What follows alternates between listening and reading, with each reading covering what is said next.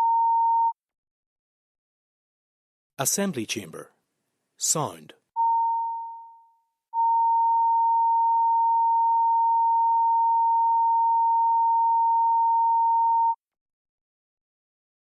Assembly Chamber. Sound.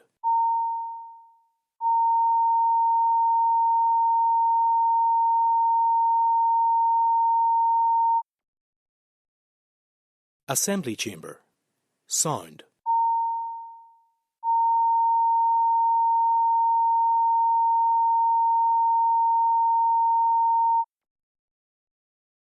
Assembly Chamber. Sound.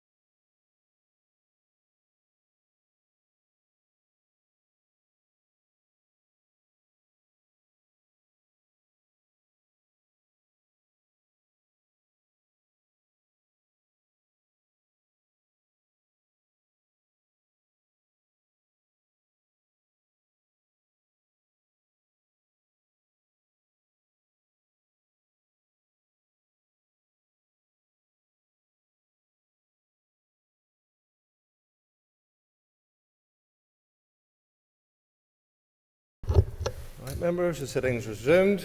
Questions to the Minister of Finance. I call Paul Fruit. Number 1, Mr. Speaker. Minister. The £50 million transactional capital to support the redevelopment of Casement Park has been provided to the Executive over the period of 26-27 to 29-30, subject to sufficient finance being raised elsewhere to deliver the project.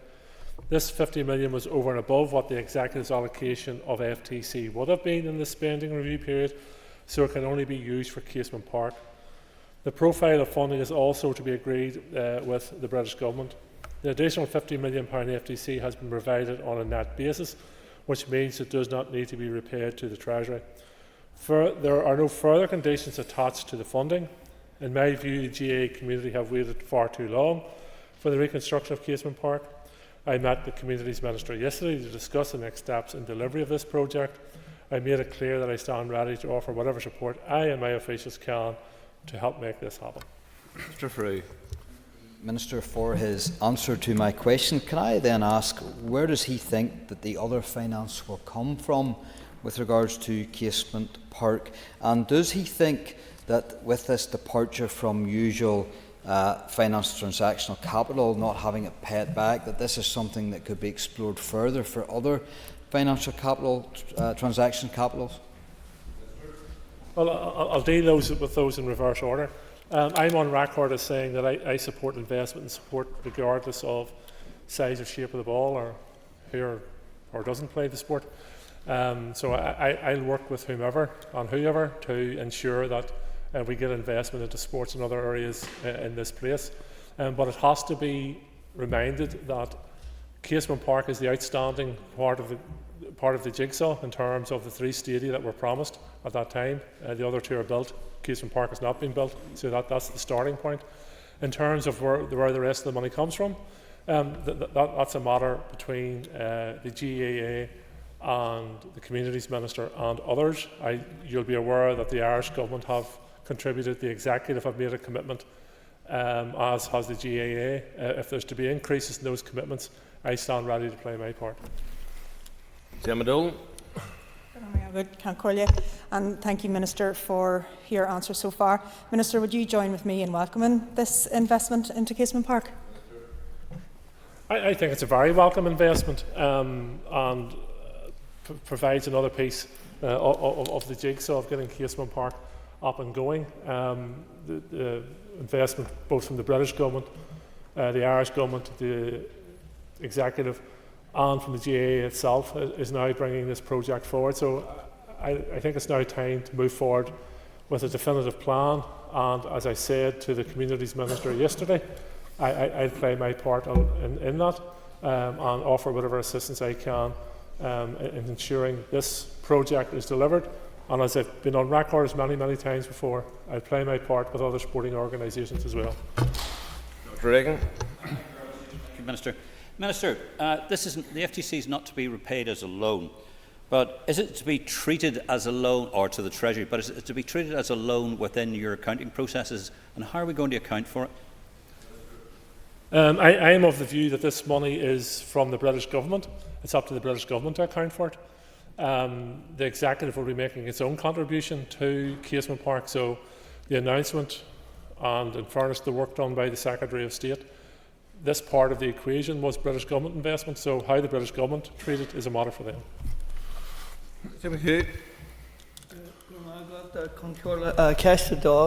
Question 2.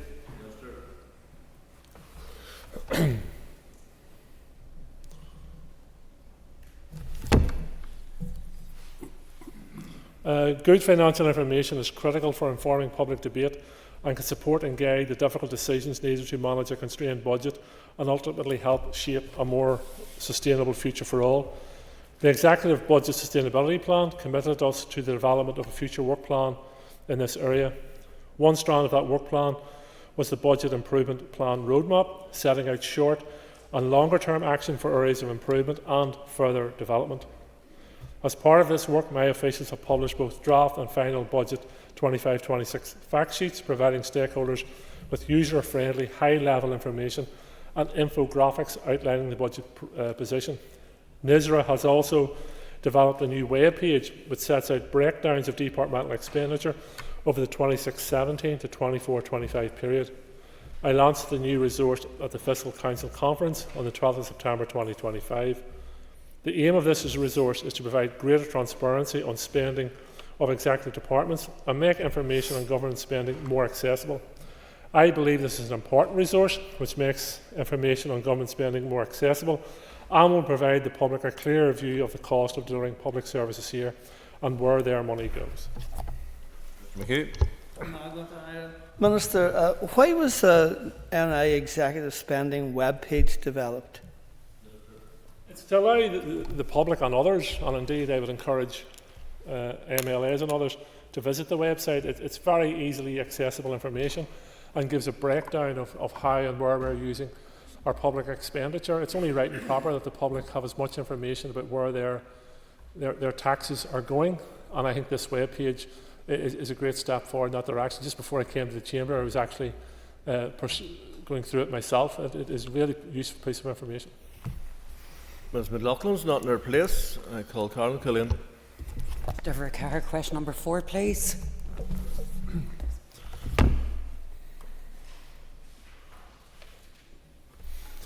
The public consultation on the baby loss certificate scheme closed on the 12th of September. I am extremely grateful that over 1,100 people and organisations took the time to respond to the consultation. Every response received provided us with valuable insight and clarity to help us develop a scheme that meets the needs of those who have been impacted by the devastating loss of a baby.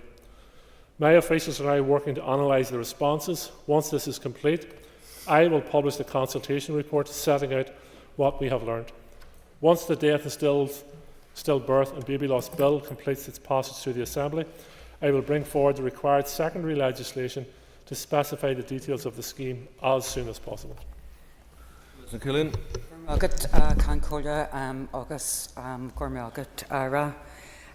Minister, I first of all thank you for that overview, and you've outlined that you will need legislation. So bearing all that in mind, when would you anticipate that this scheme would become operational? Thank you.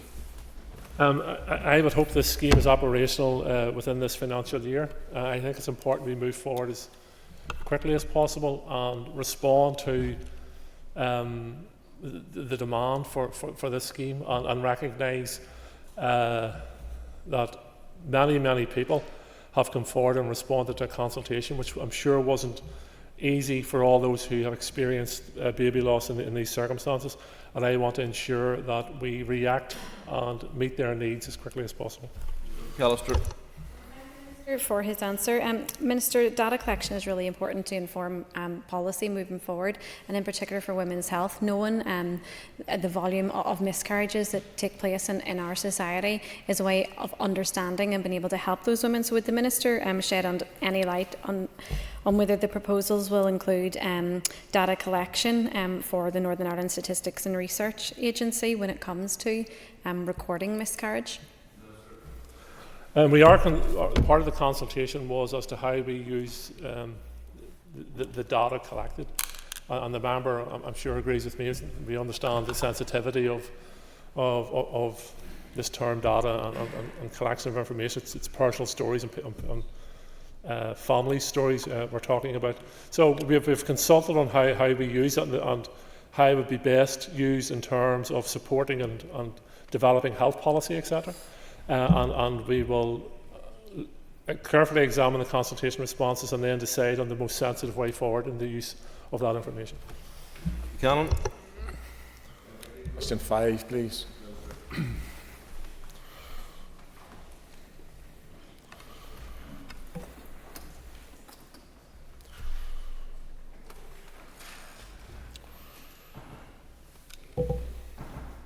On the 31st of August 2025, the unpaid rates carried forward from previous years had reduced to 145.4 million, a 20% reduction from the position as at the 31st of March 2025. Of the amount remaining, 59 million is moving through legal recovery channels, with 73.6 million being examined for potential legal action within the current rating year, and 12.8 million is the subject of an active payment plan. Extensive work continues on further reductions to the amount outstanding. This includes issuing an additional reminder to ratepayers who may have genuinely overlooked payment, but they still have rates to pay. Cases of persistent non-payment or failure to engage constructively with Land and Property Services will be considered for legal recovery actions. Land and Property Services has strengthened its approach on legal enforcement processes to increase efficiency and progress in cases that have already been subject to legal processes to the next stage of recovery. It's anticipated more cases will progress through the Enforcement of Judgments Office and bankruptcy channels during 25-26. Thanks, Minister, for the answer so far. You mentioned, I think it was 145.5 million.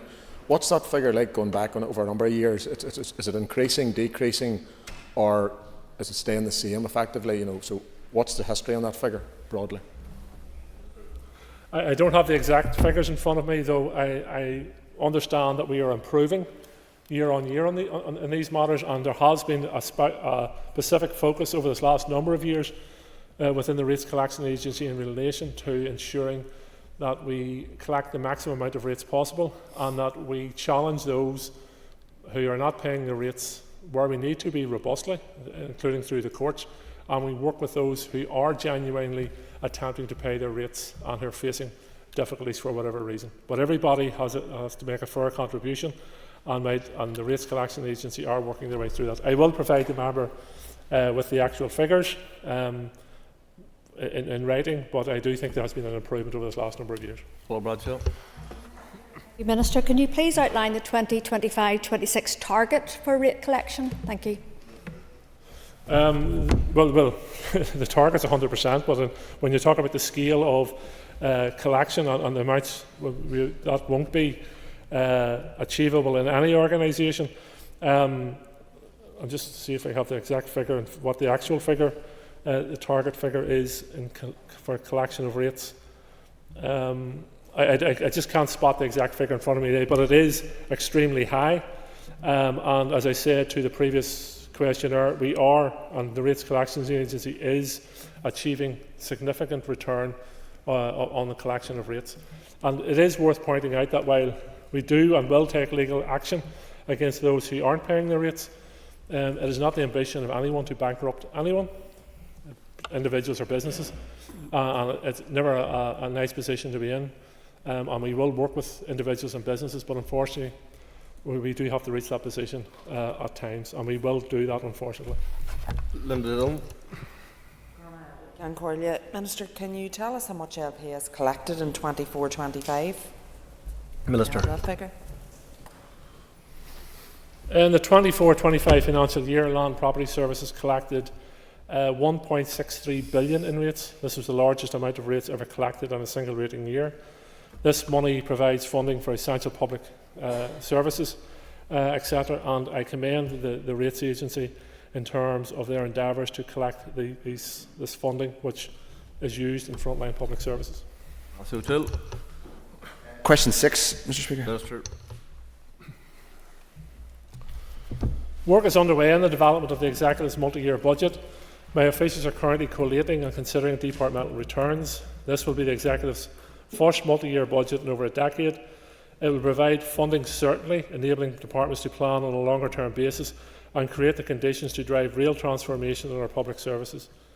My officials are also supporting departments develop their 5-year financial sustainability plans and are currently reviewing departmental returns to the multi-year information gathering exercise.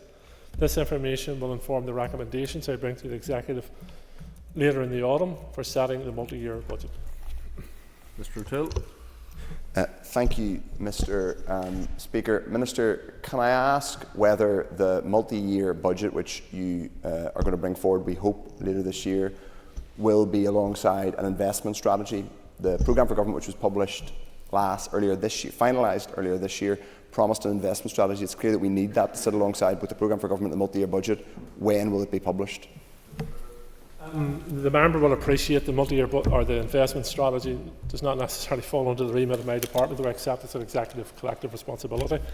I would hope it's published as soon as possible. My current focus is on delivering the multi-year budget. Hargate. Thank you. Minister, given the financial challenge, there's challenges looking at the finances going forward, and obviously we have to see what the British Chancellor is going to come up with at the end of November. What would you prioritise within this multi-annual budget? Thank the member for a question. And we do await the Chancellor's budget, which is now scheduled for late November, and it'd probably be wise for us to await the outcome of that budget before I lay a final draft before the Executive in terms of our multi-year budget. In terms of my priorities for the budget, it is about transformation, ensuring that we're delivering efficient, effective public services at the point of need, that we focus in relation to the programme for government and what matters most in terms of delivery in that, and delivers improvements to our public services for the citizens who rely on them, and ensure that those who deliver public services, public sector workers, are supported as well. Tennyson. Mr. Speaker, and thank you, Minister, for those answers. Minister, what are the greatest pressures that you've identified ahead of the multi-year budget, and will that multi-year budget include any real revenue raising? There are pressures across all our departments. The growing demand for public services is significant and there for all to see, and keeping match with that demand, with a constrained comprehensive spending review over the resource 3-year period and over the budget period of over the capital budget period of 4 years is a challenge for all departments and then collectively for the Executive. And it's up to each department to come forward with revenue raising proposals. I will be making proposals in relation to rates to the Executive, and I would encourage other Executive colleagues to be looking at their departments to see where there is fair and progressive revenue raising measures they can bring forward. William Murphy. Can call your question 7.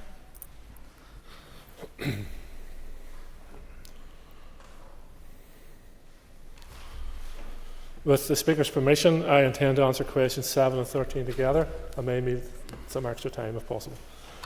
I have serious concerns about the approach that the British Government is taking to the local growth funding here. My officials have been advised that £46 million announced at the spending review is mostly capital funding. I had previously been assured by the Secretary of State that there would be flexibility within the local growth, and I am deeply disappointed that this is not the case. If the British Government proceeds with this approach, it will have serious implications for our voluntary and community sector. I have been pressing British Government ministers for clarity on the local growth fund for many months. This issue was raised when the Deputy First Minister and I met the Chancellor in August. I raised my concerns and frustrations with the Secretary of State when I met him earlier this month. I was due to meet the Secretary of State and Local Growth Minister, as was then Alex Norris MP, at the start of September. Due to a cabinet reshuffle, this meeting was postponed. On the 16th of September, I wrote to the new Minister for Local Growth Fund seeking an urgent meeting alongside the Secretary of State. That was on the 16th of September. Yesterday morning, I reiterated my request for an urgent meeting. My officials continue to press for urgent clarity around local growth and have urged Whitehall officials to consider contingency plans for organisations currently delivering shared prosperity fund projects here. The latest information being drip-fed does not provide me with much confidence. I have serious concerns for the sector, for people's jobs, and for all those vulnerable people in our society who rely on the services on a daily basis. The government must step up and make this right. There can be no more delay. They need to enter into meaningful engagement with the community and voluntary sector and this executive to design a scheme that meets the needs of the communities here. I will continue to push for this. Ms Murphy. Colin, I'd like to thank the Minister for his substantive answer. Minister, in relation to the community and voluntary sector, obviously no doubt you have acknowledged the important part that they play in our rural communities. Can you update us with the engagement or any engagement that you've had with them? Thank you.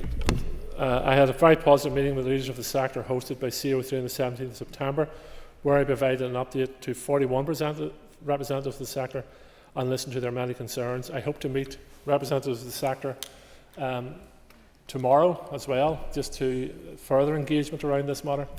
The engagement between myself and the community and voluntary sector is not the problem. It's the lack of engagement from the British Government which is the problem. There's no point in having a title of Local Growth Fund when what I can see of it thus far, it is designed for the needs of constituencies in England and Wales. And I don't know the needs of the constituencies in England and Wales, but I think collectively around the executive table and in this chamber and elsewhere, we know the needs of constituencies here. So they need to start listening to us and to the community and voluntary sector here, rather than imposing a scheme upon us which has no relevance to the people's needs here. Blair. Speaker, and I thank the Minister for the replies given on this question. Can I ask to try and get some more specific information with regard to his conversations with the UK Government? If the Minister could outline whether there will be a transitional arrangement between the UK Shared Prosperity Fund and moving to the Local Growth Fund? At this stage, there does not appear to be. It appears to be the view of those in Whitehall that the Social Protection Fund is coming to an end, and this is a completely new scheme, and that everybody should be aware of that, and they have made their position clear. I disagree with that completely. I think this has been handled in a shambolic version. It has been disrespectful to the sector, to the executive, and the executive submitted proposals and a framework to Whitehall several months ago. And on the back of that, I've been seeking meetings with ministers since then, and I have had one lame excuse after another. It's now time for them to listen to locally elected representatives here and work with us to deliver a scheme that meets the needs of people here.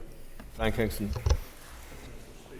As the Minister will be aware, among those projects currently receiving shared prosperity funding is community-based employability projects, which formerly had European Social Fund funding, and they face an uncertain future. Yet we hear employability support being lauded at the Labour Party conference as a key theme. Has the Minister raised the needs of those projects and the uncertainty of their future funding with Westminster, with government? Yes, I have, and will continue to do so. And the member points out an example of a very good scheme that is working well with people who need support getting back into employment or support in employment. So this scheme is about bringing people, or this particular aspect is about bringing people back into the workplace. It's something which is quite right and proper and beneficial not only to the individual but to the economy. And I suspect that some of that support is going to be stripped away as a result of proposals designed for elsewhere. And as I said earlier, I think it would be quite wrong for me and our executive to design schemes for Birmingham, for instance. But it would appear that schemes that are designed for Birmingham are going to be imposed on us here, which is completely wrong. Ollie Butler. Mr. Speaker.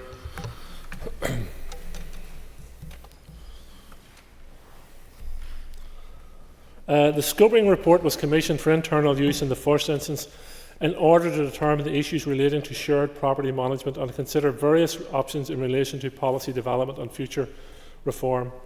I cannot update the members today by indicating that I have asked officials to take steps to put in place a small team with appropriate skills and expertise to carry out further work. I expect resources to be available and a team to be in place for the start of the new financial year. I further expect that considerable progress can now be made during this mandate and that legislative reform can take place early in the next mandate. Given this, I have asked officials to now make the scoping paper available on the Department's website, as this will be accessible shortly. Mr. Butler. Mr. Speaker, and I thank the Minister for his substantive answer. This is work obviously commissioned by Minister Archibald when she held the position. Work in this space has been delayed for around 15 years. There is advice from legal counsel in regards to the need for us to do this. Can the Minister offer any succour or recourse to people that are being impacted by those property management companies in the interim, notwithstanding the fact that he has put on the record today that legislation is possible and will be brought forward in the next mandate? Mr. In the interim, I would advise on each of these cases. Some of these cases can be very complex and has their own unique issues in relation to them, and some of them involve leases, which do not fall under the remit of my department in that regard. I would advise anyone who has concerns or facing challenges in relation to their current shared property management arrangement to seek independent legal advice. And can I ask Minister what plans there are to involve stakeholders, including homeowners, as this work gets underway? As further work begins on this issue, officials will liaise closely with a wide range of stakeholders, building on the initial engagement which took part as part of the scoping report. Homeowners, as well as other interested parties, will be able to engage with my department, set out their concerns and raise relevant issues with them taking this work forward. This will inform an important part of the policy development process and will help shape future legislation. Colin McGrath. Mr. Speaker.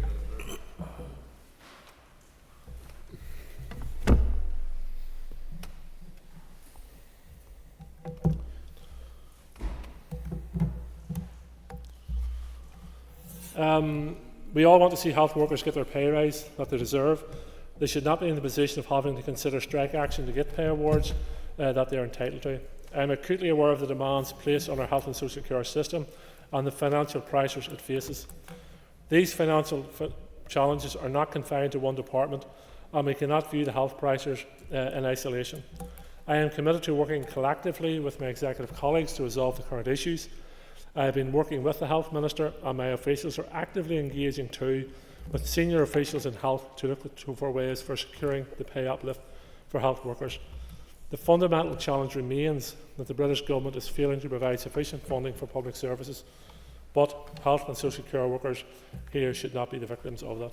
Mr. McGrath. Speaker, I literally just felt like going blah, blah, blah with that answer, as we just blame everybody else but take the responsibility.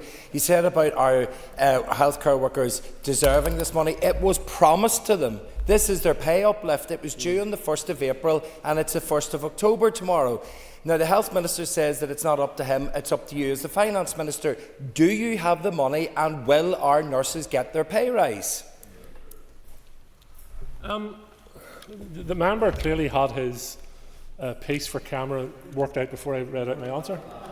So it's because I didn't blame anybody. I didn't point the finger at anybody. And I listened very carefully to the Health Minister when he responded to you in previous question times, and he didn't point the finger at anybody. What ministers have to do is work together. And this is what ministers are doing on this issue. We are working together.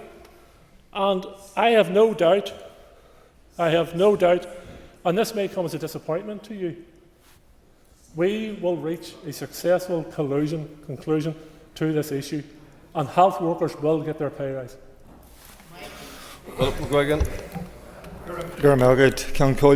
Minister, I completely welcome your last commentary there and the fact that yourself and the Health Minister are working together to, as you say, successfully resolve the issue for health workers. Can I ask, as Minister for Health, how you have worked to ensure a priority for health as a budget within the Executive?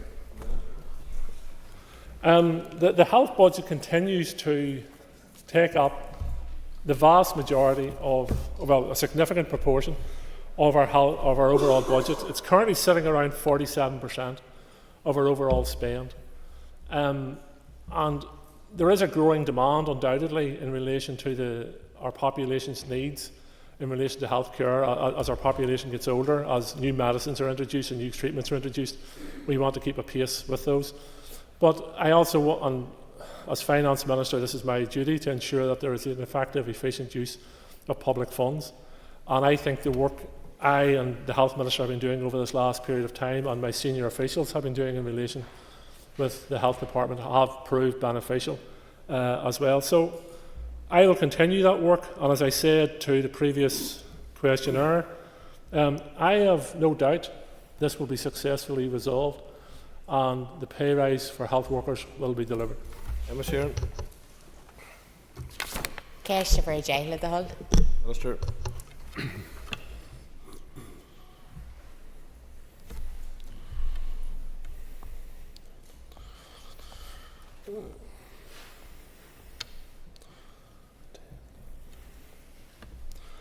As one of the largest employers here, the Civil Service is committed to building an inclusive workforce reflective of the society it serves and to increasing the representation of young people in our workforce. My department has introduced a range of measures to recruit more young people, including the use of social media, radio and digital advertising to target younger audiences. Expansion of apprenticeships and traineeships as an entry route to the civil service, with 14 schemes launched during 2024 and a further 13 commenced or planned in 2025. An operational delivery apprentice scheme will be launching soon, offering approximately 200 apprenticeships across the civil service departments. Launch of a Civil Service Skills Academy for trainee civil engineering assistants in summer 2024, offering full-time and part-time pathways for participants, and expansion of the Civil Service Student 51-week placement programme. I recently hosted an event welcoming the 25-26 intake of student placements to the Civil Service, with almost 100 students being placed across the 9 civil service departments. The Civil Service has also participated in the Job Start programme, offering young people aged between 16 to 24 at risk of long-term unemployment 9 months paid placement in the Civil Service, with the potential for permanent appointment on successful completion of their placement. And move on to topical questions. Matthew O'Toole.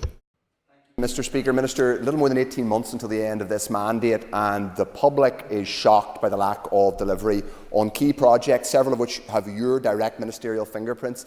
The A5, now Casement Park, there isn't any delivery. Minister, specifically on the A5, can I ask you, you allocated earlier this year nearly £200 million in capital spending to that project. Presumably that cannot now be spent in this financial year. Will it be handed back? Will it be lost? What will happen to it? I'm acutely aware that the A5 is currently before the appeal court, and there will be an appeal hearing on it, and I look forward to the outcome of that appeal hearing, because I do think the issues around the A5 deserve very, very careful scrutiny, and they will also require, obviously, in a court legal determination. I'm more than satisfied that I acted in a responsible and reasonable manner, based on legal advice I received from a barrister who's now himself a High Court judge. Now, I don't know what decisions a High Court judge would come to if the information was presented to him now on different arguments, but that was the level of legal advice I received at the time. In relation to expending £200 million, you cannot criticise me on one hand for not delivering on projects, and then on the other hand investing to move a project forward. Those two things don't balance up. The money in relation to the A5 is a flagship programme for the Executive. Any monies not used this year will have to be returned to the Executive, and the Executive will decide how those monies will be redistributed. So you talk about careful scrutiny. I think there are some people who wish that you, as Minister, perhaps your officials, give more careful scrutiny to the planning application that went in, and perhaps we and people who want the A5 built wouldn't be in this situation in the first place. But specifically in relation to this money that could be handed back, you are the Finance Minister, you are responsible for that reallocation and that underspend. How much is it going to be, and what is going to be done with it? Please be specific. I reject your comment about lack of careful scrutiny. No project, in my mind or in my experience of 3 different departmental roles as a minister, has received more careful scrutiny and examination than the A5, both at ministerial level, also at official level, and I commend the officials who are involved in it. They're dedicated public servants who want to do the best for the public and the communities of which they are a part. We have a judgment on a number of pieces of detailed law, and as I said to you before, the person who was advising me in relation to that law is now himself a High Court judge. So do you include him in your criticisms? No, I am accountable, and I'm not shrugging my responsibilities as being accountable. But don't just because you want a headline or you want a moment, your 15 minutes of fame, on this, or whatever you get on this evening's news, dismiss people who are working diligently for this community. So it is. So I don't mind being challenged. If you're going to challenge me, then leave the comments to me. Leave them to me. Don't be expanding them out. In terms of the funding, as Chair of the Finance Committee, you will know that any returned funds to the Executive has to be decided on their future use by the Executive. So they will be returned in the October monitoring round, and the Executive will decide how best to reallocate those funds. John Blair. Mr. Speaker, and can I ask the Minister if he could provide an update on the rationalisation of the Northern Ireland Civil Service Office estate? The Civil Service has been going through quite an extensive rationalisation of our estate, and rightly so. We have quite an expansive estate, and my department has been working through a plan looking at each building in terms of its future viability, its energy efficiency, etc., and its usage, and planning that estate management process. On a number of occasions, we have started to sell off buildings. That money from those sales comes back into the public purse and is reinvested in other public programmes. Thank you, Mr. Speaker. To thank the Minister for that answer. In relation to that, can I ask how his department intends on making any retained estate? I mean, after any review or rationalisation, there will still be a considerable estate. So is there actually an action plan or programme to make that estate more energy efficient and more modern going forward? Yes, and one of the reasons why we're looking at our estate buildings, some of them are outdated, and to invest in them to make them energy efficient, which just simply wouldn't be a good use of public funds. And we're moving out of some of those buildings for that and other reasons, and attempting to invest in buildings that can be sustainable with good use of public funds. William Irwin. Speaker, the Minister will be aware from your previous ministerial role that our road network is a source of real concern to the motoring public. Given your present ministerial role in finance, will you commit to increasing finance to DFI for road repairs? Minister. The DFI Minister regularly engages with me, and rightly so, as other ministers do, lobby me in terms of their budget for investment across a wide range of areas, including repairs to the public highway and network, and I'll continue to work with her to do what I can to ensure that investment is directed in that direction. Mr. Irwin. In terms of compensation paid to motorists whose vehicles have been damaged as a result of defects on our road surfaces, I believe the last year something over £5 million was paid out. Do you agree with me that the rising spend in station would be better directed to actual road repairs?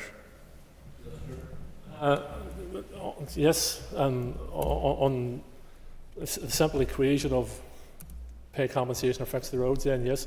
But unfortunately, the current minister and the previous minister faced significant difficulties in trying to make the budget go round. And despite, I think, there's been an increase in funding for road repairs this financial year, there's still significant challenges out there. But as I said, I'll continue to work with the DFI minister and other ministers to ensure we're getting as maximum amount of public funds out where it is needed, including to road repairs. Thank you, Mr. Speaker. Can the Minister provide any update on the progress to date on the planned strategic rating reviews for 2025-26? Minister. Yes, I currently have a paper with the Executive in relation to the cap and also terms of the discount for early payment, which I'm looking the Executive to endorse. I also, over the summer, my officials have been working very closely with key stakeholders in relation to business rates relief and other issues, which they're now preparing a paper for me, which I hope to bring to the Executive for the next steps in that regard as well. So work is progressing on a number of areas in relation to rates, and I think it is an important, given it are currently our only major revenue raising lever, then I think it is important we have it under review and constant examination. Mr. Matheson. Thank the Minister for that update. On small business rates relief and the non-domestic vacant rating, is it still your intention to go out to public consultation on those this October? Minister. Yes, as I say, I'm going to bring proposals to the Executive in regards to the work to date in that matter, and it would be my hope to be able to go out to consultation on those. All for it. Minister, question 4 of oral questions. You seem to have rolled back from your previous commitment of the baby loss certificate scheme being this calendar year when you said this financial year. Why is that? Well, it's not a deliberate attempt to roll back. I would like to see it delivered this calendar year. There's a number of factors at play in that, and a lot of it's in the hands of this Assembly as well. I note the committee has now completed its report and examination, which I want to thank the committee for, but a lot of that rests in the hands of this Assembly in terms of how quickly we can get regulations and etc. through. But it's not a deliberate intention to roll back. It is, at this stage, when I'm looking at the work programme being delivered through my department, I think I definitely have it in place by the end of the calendar year, but if I can put it in earlier, I certainly will. Mr. Frew. I thank the Minister for his answer. Given what you have said, Minister, does this mean that regarding a further extension of the COVID regulations, that you will need then a further extension from March? Let's not look that far ahead. We're only in September, or the end of September. I would hope, let's work our way through the legislative process and not look that far ahead just yet. Jan Forsyth. Thank you, Mr. Speaker, and thank you, Minister, for your answers so far. And I thank the Minister for making his officials available on a regular basis to us in Finance Committee and the information they provide.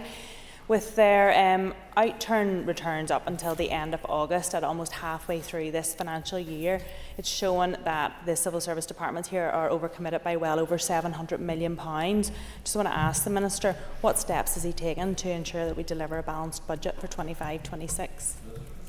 In fairness, they're not civil service departments, they're ministerial departments, and at the head of each of those departments is a minister who is responsible for managing their budget along with their senior civil servants. And it is, we have at this stage a forecast overspend with pressures across a number of departments, but ministers are there to make decisions. I always say that civil servants advise, ministers decide, and ministers just have decisions to make. Thank you, Mr. Speaker, and thank you, Minister, for your answer. And at the recent briefing by your Permanent Secretary, the details provided that well over 70% of our public spending is administered through our arm's length bodies. Do you think that it's time that there is a widespread financial review of our arm's length bodies in terms of how many there are, the administrative cost of those, and whether this is a real opportunity for public sector transformation? Minister. That's a definite yes. Peter Ferguson. Thank you, Mr. Speaker. Can I ask the Minister to outline the impact of the 25-26 budget allocation is having on our public services? Thank you. I'm well on record as saying that all departments are dealing with a constrained budget, and as I've just said to the previous question, ministers have difficult decisions in front of them. None of the departments are easy at this time, and the forecast over the next 3 years is also challenging. But look, we also are making a difference. One only has to look at the recent welcome reduction in the waiting lists. That is as a direct result of the executive working together and investing in tackling waiting lists and having a specific focus on them. We have invested 55 million in the early years childcare strategy, a new departure for the executive, again working together, pushing a positive agenda forward. We've invested in an additional £15 million in special educational needs, £15 million to build the skills sets in our workforce and our future workforce, £5 million to work making communities safer. So there are a range of areas, I only list a few here, where the executive working together and ministers working individually are making a positive difference. Ms. Ferguson. Thank you, Minister, for that update. Minister, can you outline where we currently are with the public sector transformation initiatives? The member will be aware that the first round is currently out. The Transformation Board are now examining bids from departments in relation to the next round of funding, and I hope to be in a position to bring their recommendation to the executive later in the autumn. That brings to a conclusion questions to the Minister for Finance. I will not be in the chair for the next 2 days, the next 2 plenary sessions next week. My deputies will be filling in for me. If members would take their ease. Yeah. Set him away in assembly business.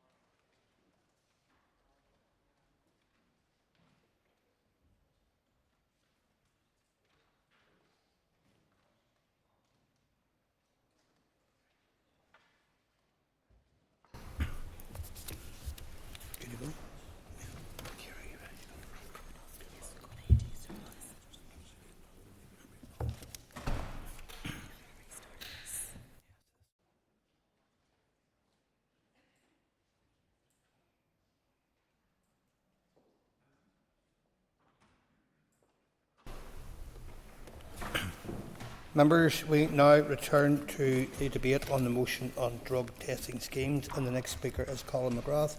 I call Colin McGrath. Deputy Speaker, I'm glad to have the chance to speak on this motion today because it is about something that really matters, and that's keeping our young people safe. Over the summer we saw some heartbreaking incidents where young people went out to enjoy themselves at festivals and concerts, and some of them didn't come home, and families were left devastated and communities were left asking why more wasn't done. This motion is about doing more. It's about putting in place harm reduction measures like rapid drug testing at events so that if dangerous substances are circulating, we can act fast. We've seen this work well in other examples in other places, such as Electric Picnic and other festivals in the south.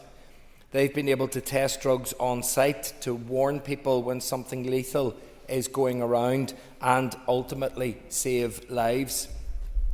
Now, it's not about encouraging drug use, it's about facing reality and protecting people.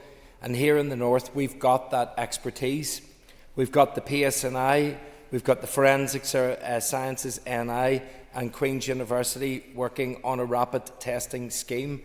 But we're still the only part in these islands without the necessary infrastructure in place. And that's not good enough. We need the Minister of Health to step up and tell us when this will be rolled out. We need to work and see the Health Service Executive get this done. And I also want to speak directly to those young people who had bad experiences this summer. You do deserve better. You deserve to feel safe when you go out with your friends. You deserve support, not stigma. And your lives are worth protecting.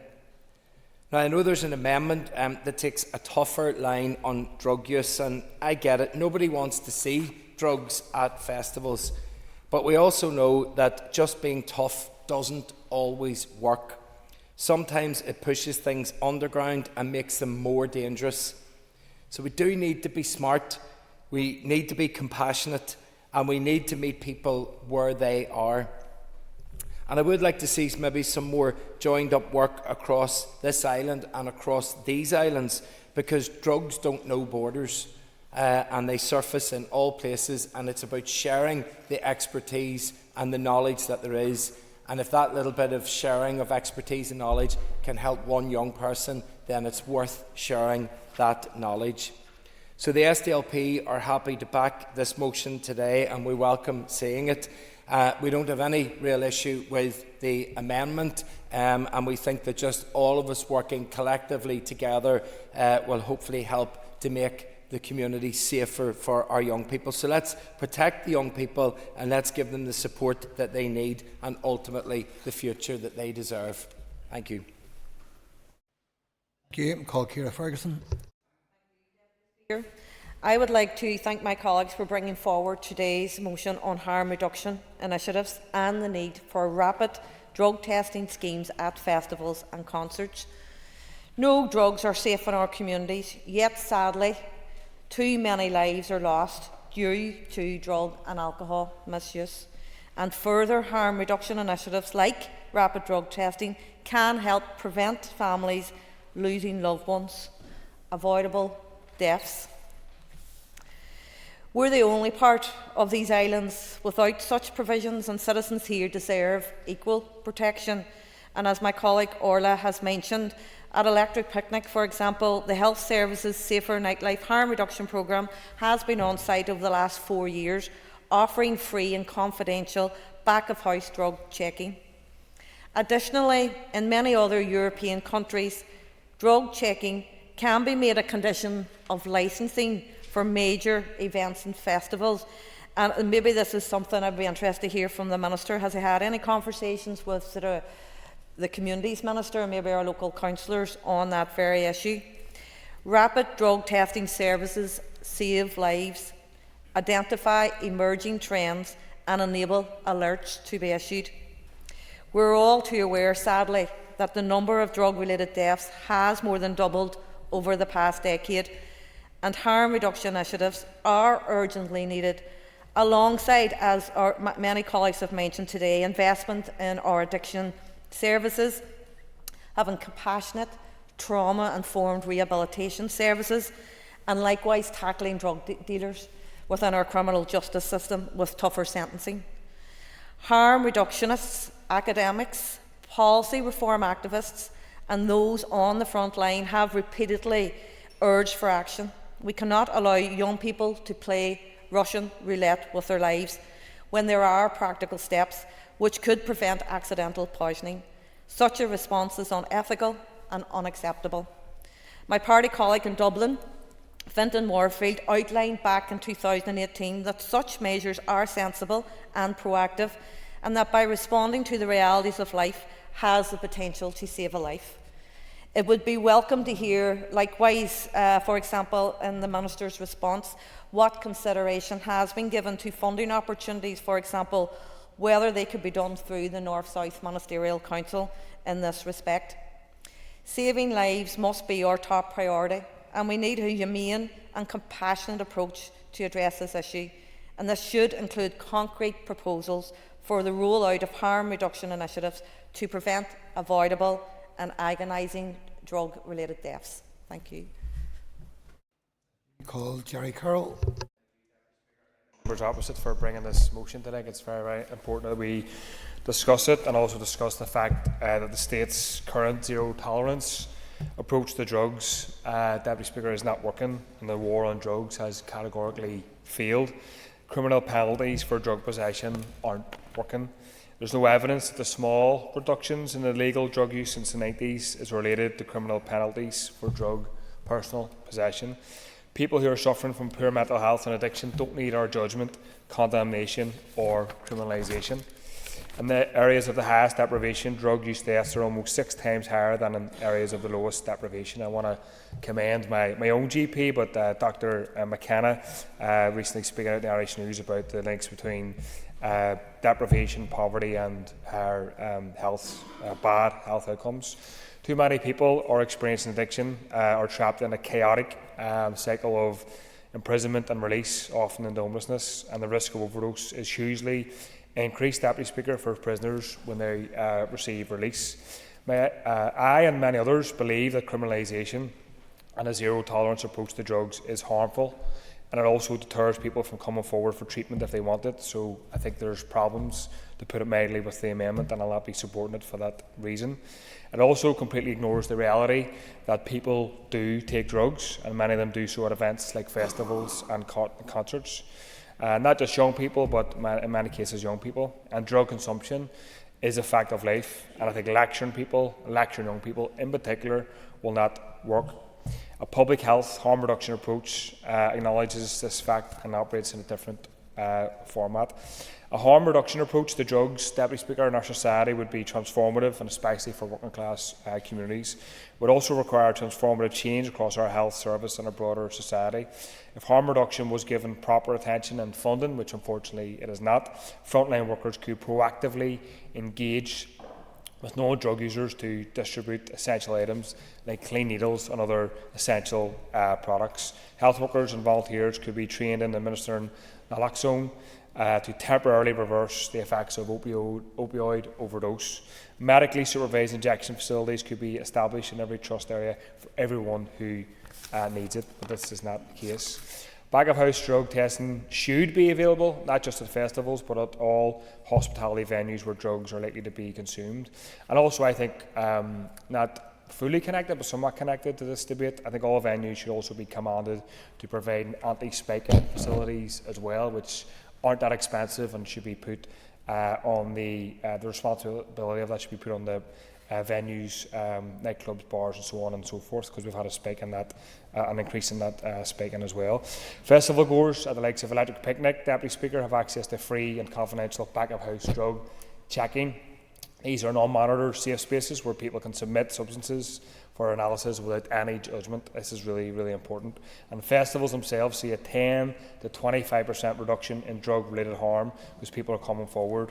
And when they run the volunteer drug testing facilities, operates on sites. And drug testing, despite sort of the propaganda against it, Deputy Speaker, saves lives. The DCMS committee noted that since 2016 there have been no drug-related deaths at festivals with drug checking. This is really, really important. And plenty of other countries have moved further towards legalisation of recreational drugs. Uruguay, Canada, Germany are just some examples, and Portugal has employed the just using other examples around, well, the rest of the island and other countries. I'm just wondering, would the member agree that the big job of work that took place in the South, the Citizens' Assembly, in terms of the use of drugs and the issues surrounding drug usage, if he's been following some of that work, and if he agrees that the outcomes that come out of the 26 counties around that harm reduction approach, if we should try and harmonise that across the island? Yeah. Thank you. I think the member haven't been following this closely as she, but obviously if there's a Citizens' Assembly gathering evidence and research and recommendations. I think absolutely the Health Minister and the committee should absolutely look at that. So thanks for that intervention. And obviously Portugal as well. I think the Minister kind of challenged the Portuguese model in a separate question about endometriosis that I asked him a few weeks ago. And I'm happy to give way if he wants. But I mean, it's employed a decriminalisation approach, and it's seen, Deputy Speaker, a significant fall in drug deaths and infectious transmission. I think this is really, really important stuff. It's drastically reduced. Happy to give way. Go ahead. Giving way, I think he's right to say when Portugal introduced that new regime, the number of deaths and medical incidents did drop significantly, but that was because the new policy was matched by a very heavy investment in resources within the community. That investment has dried up and the trend is now reversing, and that is my understanding. Yeah, thanks, Minister, for that. That's useful. I mean, that obviously is an issue, but the policy obviously worked. The funding wasn't matched, and that's obviously an issue around the Portuguese government or other governments kind of not investing where is required. So it more speaks to the fact of the funding not being put where it's needed rather than the policy. But I thank the Minister for that. So I think we'll do, in conclusion, Deputy Speaker, need to look at the models that are working, that are reducing harm and reducing deaths. Portugal and other countries like that, and the Citizens' Assembly talk about this. And then I think anything less will mean we'll consign users of drugs to more decades of failure and misery. So thanks very much. I support the motion. Okay, time's up. The amendment. Thank you. Thank you. That concludes the list of speakers. I now call on the Minister of Health to respond. Minister, you have up to 15 minutes. Thank you, Deputy Speaker, and I thank those who brought the motion, the amendments, and everybody who has contributed. But let's just pause and think about the human cost of what we are talking about. Clearly the debate was sparked by events at summer festivals like Emerge, and now the investigations are still ongoing, so it remains unhelpful to speculate, but I think all our thoughts should be with the families and friends of those who are most affected, the loved ones of those who tragically lost their lives, no matter what the cause may turn out to be. I also want to acknowledge the pain of anyone who's lost a friend or a family member to substance use. In 2023, we had 169 drug-related deaths, and we had 341 alcohol-specific deaths in the same period. They're all preventable, those deaths. And I think we need to recognise they are driven by wider social, environmental and economic issues. And to prove that, here's the fact. Substance use-related deaths are over 5 times higher in areas of the greatest deprivation. And that takes me to my passion of health inequalities. And the fact we have to work collectively across government, not just to address the causes of health inequalities and substance use, but their underlying drivers, in other words, the causes of the causes. It's not enough to say substance use can cause very severe physical and mental issues, up to and including death. What causes people to use those substances in the first place? We have to do more to understand the causes of the causes. The Northern Ireland Statistical Research Agency examined the personal, household and area characteristics associated with drug-related deaths. That NISRA report highlights the disproportionate impact of factors such as economic inactivity, poor housing, unemployment, disability, poor mental health and living alone on drug deaths. For example, unemployed males were more than twice as likely to die from drug-related deaths as employed males. And social housing residents accounted for 39.3% of deaths, but they only make up 12.8% of the population.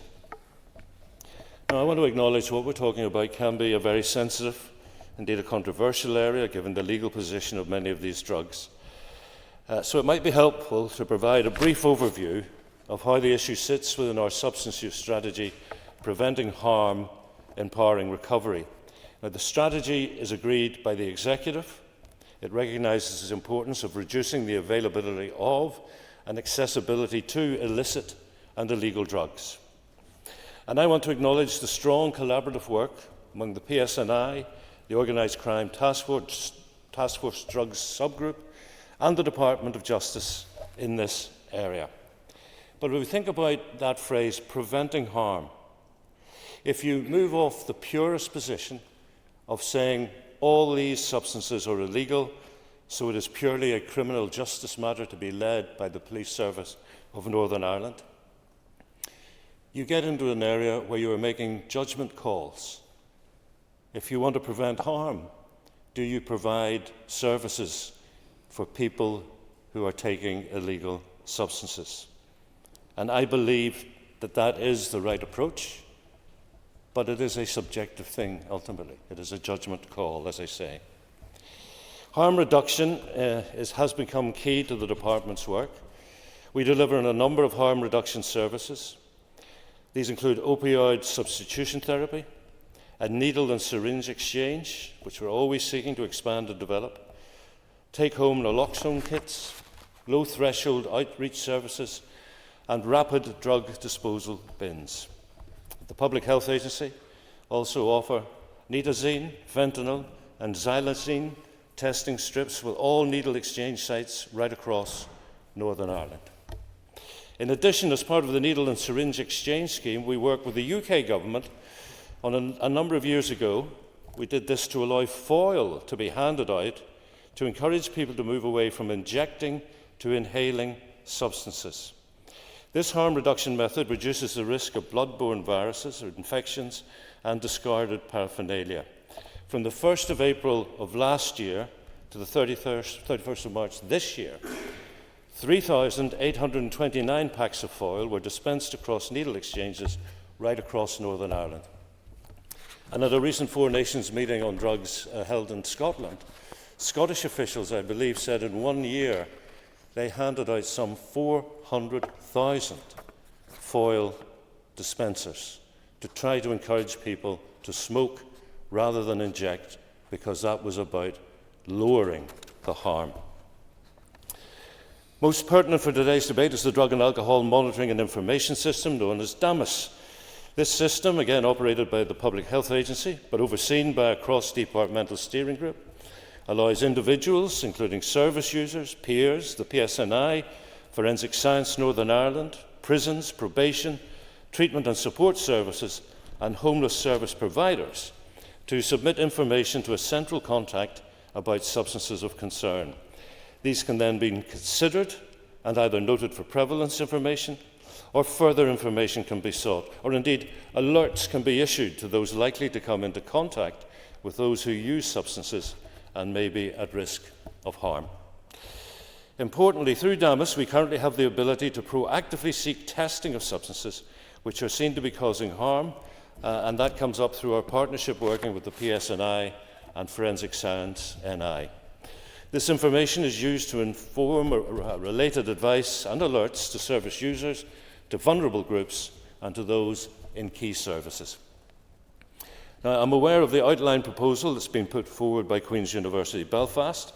This is for a rapid drugs testing model, but I understand there are still resourcing, licensing and operational queries with this proposal, and that, of course, will need further thought and consideration. But it's important to note, we understand that as the proposal is currently set out, it would not be a model for on-site testing at events such as festivals. Instead, it's focused more on wider prevalence testing of drugs in circulation. The proposal would not just be for my department and the PHA to consider, as there are issues for the PSNI and Justice colleagues, and that's around enforcement. Conversations might also be required with local government colleagues. Operationally, any drug testing, be that on-site at festivals or off-site, would need to be subject to licensing by my department, and any proposal and resulting application will need to demonstrate compliance with any licensing requirements. Now, I want a review of DAMIS to begin shortly, and the intention is to build on the existing testing infrastructure and consider regional needs for enhanced testing possibilities as part of this work. It's also important we understand the accuracy of any testing service. We don't want to give false positives or false negatives. And in addition, any on-site testing would not address the issue of drugs taken before people enter the sites. And I understand this has been an issue at such events. And I don't think we've properly acknowledged it during the course of this debate, that on-site testing will not save the life of somebody who may have imbibed their substances before they got to the concert venue. However, yes? Thank you, Minister. If there were on-site testing facilities, do you think it may encourage people not to imbibe substances before they went to a festival if they knew they were going into somewhere where potentially they could get it tested and then make an informed decision? Well, I thank the member for the intervention, and if you bear with me, I'm going to come to that later on in my remarks, but it is a very important point. Any alert system, I believe, is only as useful as the advice it generates, and I know from Assembly questions there have been concerns raised about the harm reduction advice the PHA provided before and after festivals, and indeed Mr. Frew mentioned it, moving the amendment. So the PHA takes a public health approach to the prevention and reduction of harms which are associated with substance use. This enables the PHA to work with partners across Northern Ireland to promote key prevention messages sent to individuals, families and communities, so that the population is as aware as possible of the inherent dangers of substance use and can make informed choices. The messaging notes the health and legal risks of taking any illegal or illicit drug. However, the PHA also acknowledged the fact that illegal substances are available and a proportion of the population actively use them. Therefore, the PHA's social media substance use messaging, alongside harm reduction advice, plays a critical supporting role as part of the overall prevention approach, enhancing public understanding of substance use and related risks, encouraging safe behaviours, and facilitating community-led prevention efforts. We know that stigma can stop people from seeking help, so it's vital we provide evidence-based information that people can use and that can support them to engage with services. This can and does save lives. The motion also calls for greater collaboration with the HSC and the Republic. We fully recognise this is an issue that knows no borders. What's happening in Ireland, the UK, Europe, and indeed around the world has clear implications for here. I want therefore to reassure you that we work closely with our colleagues in Ireland, sharing information as appropriate, and in fact we'll be meeting with colleagues to get a better understanding of their Safer Nightlife programme, which includes testing at festivals in Ireland. I know PSNI colleagues also share information and take joint action with their counterparts through the Joint Task Force. We also work closely with colleagues across the UK. We share information, we share alerts where concerns exist. The Justice Minister and I recently met with the 4 UK ministers, as I said, and it was a very helpful meeting to share learning and best practice and to look where we can do more collectively. It's also important to be clear as to what is available in this area across the UK and Ireland. The approaches in England, Scotland, Wales and Ireland are all different, and I don't think it's fair to say we're the only one place across the UK and Ireland without a testing and alert system. As I've clearly set out, we can do this when required under DAMIS, and while festival testing is undertaken in England and in Ireland, I'm not aware of this happening in Scotland or in Wales. But we can all learn, and we'll continue to explore all available possibilities, including future cross-border and UK initiatives where these offer the potential to reduce harm. It will of course take resource, and as yet the substance use strategy is not fully funded.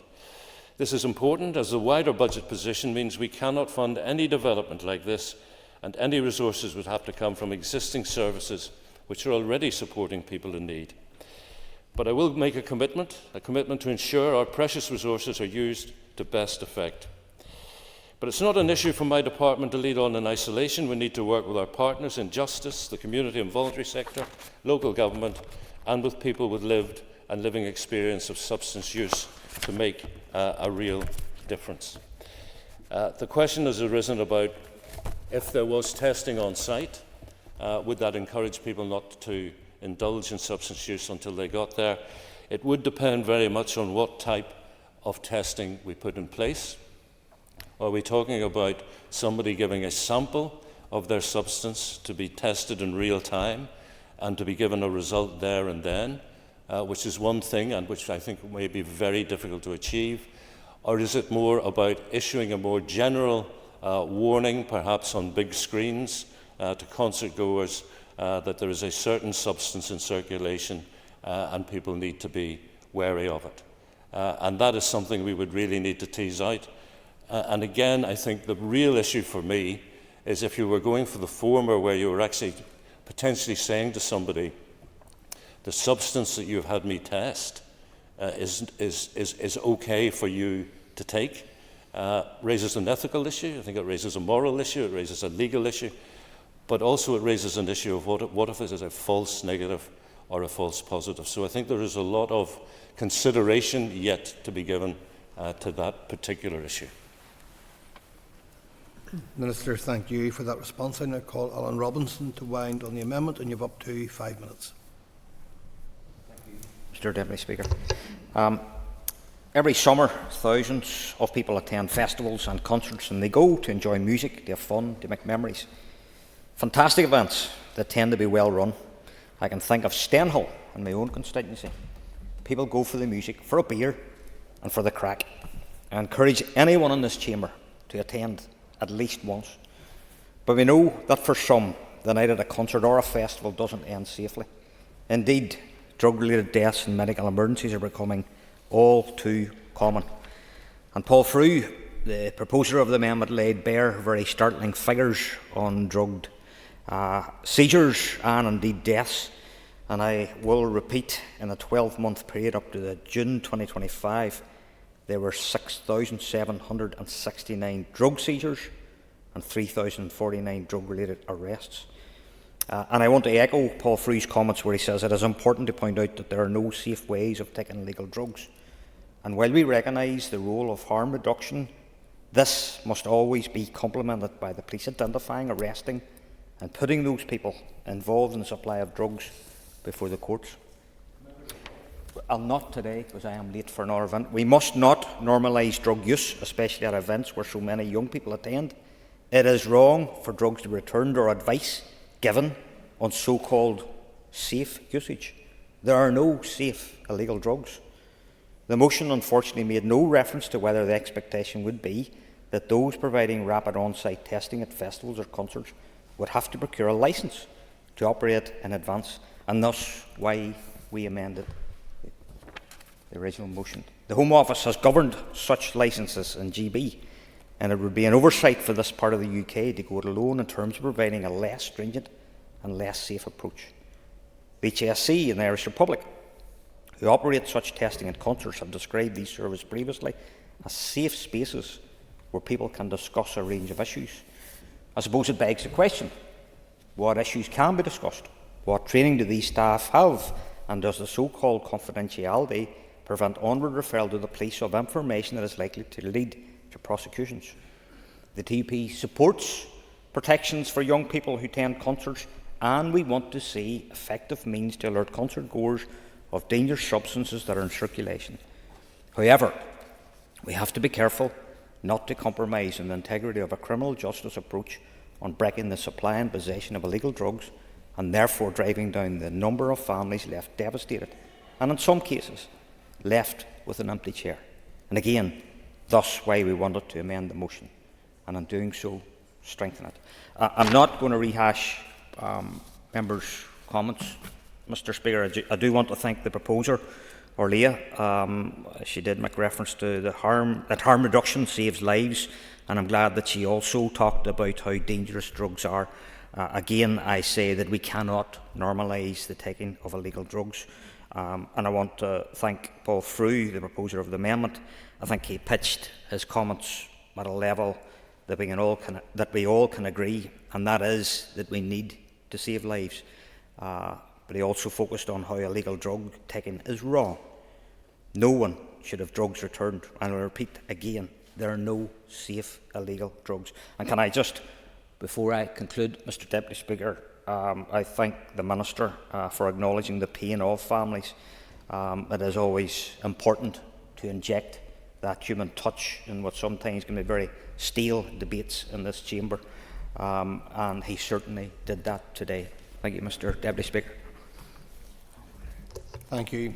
I now call on Deirdre Hargey to conclude and wind up the debate on the motion, and you have up to 10 minutes. Thanks very much, Deputy Speaker. And again, I want to thank my party colleagues for bringing this important motion here today. and indeed for the amendment and for all of the contributions from each of the parties here today, and indeed for the Minister for taking the time to come along for this motion. I suppose, unfortunately, I have seen it firsthand within my own constituency in South Belfast, the impact of illegal drugs and indeed other substances, both legal drugs as well, what they can have on families, on community and on society as a whole. And I'm sure there are other members, as we've heard in this chamber, can say the same thing. Sadly, too many people, especially younger people, have lost their lives recently as a result of drugs and alcohol misuse. And over the summer, I, along with other Sinn Féin reps in South Belfast, joined Ogre Sinn Féin on the Boucher Road, where there were concerts taking place. And at those events, in one night, there was over 40,000 people who were going out to enjoy a night out. The atmosphere was amazing. The sunshine was out. There was a great buzz in South Belfast. And people ultimately were going to enjoy their night. But we were there to hand out anti-spiking kits, just to raise awareness of the dangers, that drugs and how drugs can be misused, and also how that can be maliciously done as well through spiking, to really warn those concert goers just to be alert and to be safe.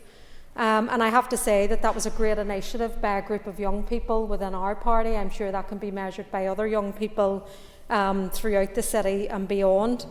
And it really highlights, I suppose, what agencies can be doing at events like concerts. Of Ogre Sinn Féin can hand out a couple of thousand anti-spiking kits at one event. I'm sure that if all of our agencies working together, or different departments from health, from justice, from communities and others, we could be doing so much more and having a huge impact. I have to say, on that night as well, the response from the concert goers was really positive.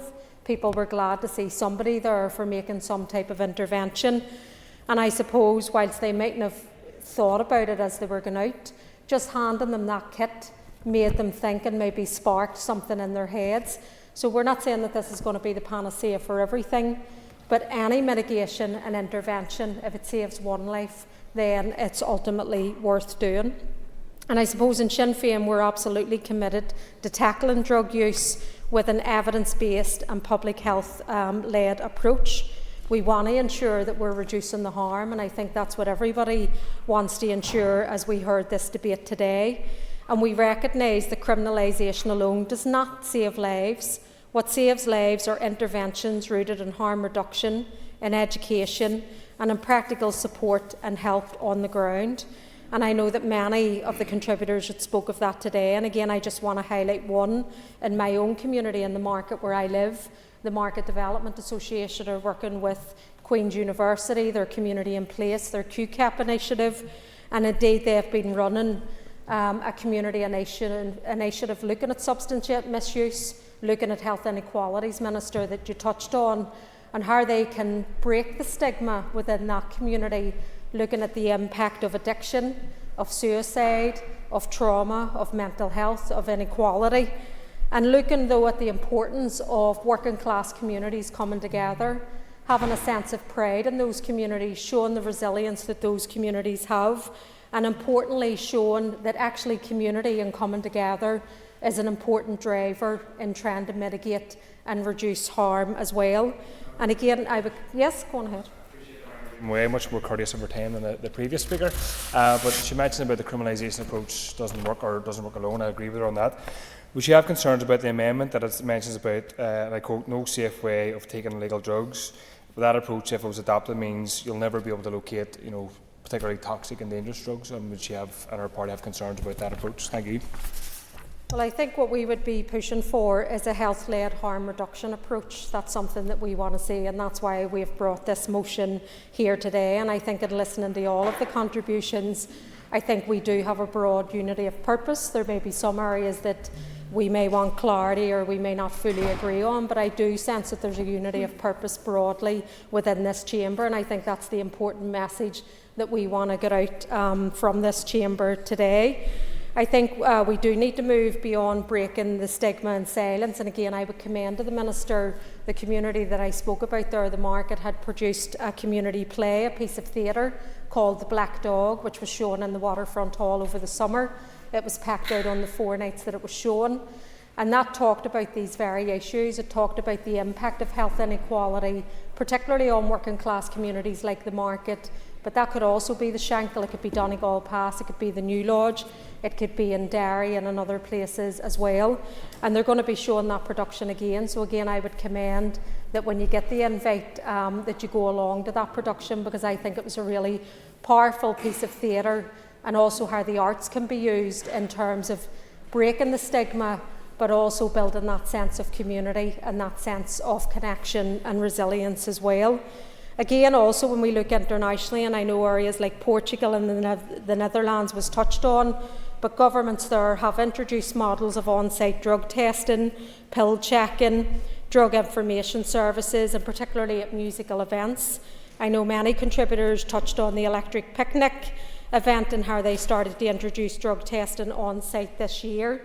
And I think what that leads to is that we in the north here are the only part of these islands without such a scheme being in place. So I know the Minister said that it may not be his intent to introduce a scheme such as this here, but I would really implore that we need to make sure there's a unity of purpose across these islands. I know Colm and others touched on it earlier, that we need to see greater collaboration across the island, across these islands. We need to see more joined up working, not just within our departments here, but indeed across other jurisdictions as well. And if we're the only one lagging behind in a scheme and an initiative like this, then again I would commend the Minister to seriously look at this issue. I know that you touched on Damas and how there already is testing, but what we're hearing from those working within this field is it's too slow. It's taken days to get the results back around. Not every service user are feeding into Damas, so that's another issue as well.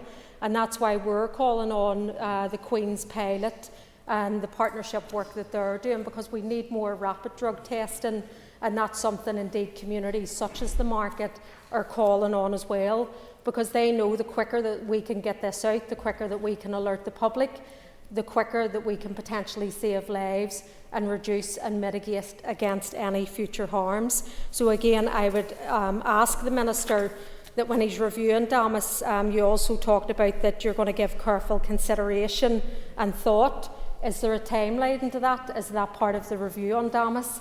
Because I think the practitioners and the communities out on the ground, just don't want to hear our words and that unity of purpose. They actually want timelines, they want firmer commitments. And again, I would be keen, if it's not today, to know when those firmer commitments are going to be realised. I think also, obviously, the PSNI need to be part of any harm reduction framework, one that involves community outreach, collaboration, and importantly with event organisers to ensure that there is visible safeguarding and measures in place. And I know that Paul and Johnny touched on these. That, of course, has to include training for staff that are on site, to ensure that the emergency services and that the infrastructure is in place, that if something does go wrong, that there's quick and easily access to medical assistance and provision as well. And I suppose what this really reinforces and highlights again is that we need to see community-led policing, policing with the community and policing in the interests of the community also. I think also, but let's be clear, policing alone will not prevent drug-related deaths. That's not a criticism, it's just stating facts. It's clear to see that the introduction of on-site testing at all major music events and festivals, with protections in place for those who use them. We would urge the Health Minister to introduce this as a matter of urgency. I know over the summer, and I take the point, Minister, that you made, that there's still investigations ongoing, but I know emerging out of that, and obviously the public commentary around it, that indeed the Public Health Agency said that they are open to exploring this as well. So again, we would urge you to look at the expansion of rapid drug testing, but also to look at initiatives like the anti-spiking initiative again, because it just prompts the public to think about these issues, to maybe take interventions and mitigations into their own hand, and when we're empowering our local citizens as well. This isn't obviously about condoning drug use, but it is about facing the reality. Young people, and indeed many adults within our communities, will continue to attend festivals and events. Some will experiment, some will make mistakes, But our duty is to Hey, ensure that time's those up. mistakes are not fatal and that we can prevent harm. Thank you. And thank you for concluding the debate. Members, the question is that the amendments standing in the names of Diane Dodds and Paul Frew be made. All those in favour say aye. Aye. Contrary, if any, no. No.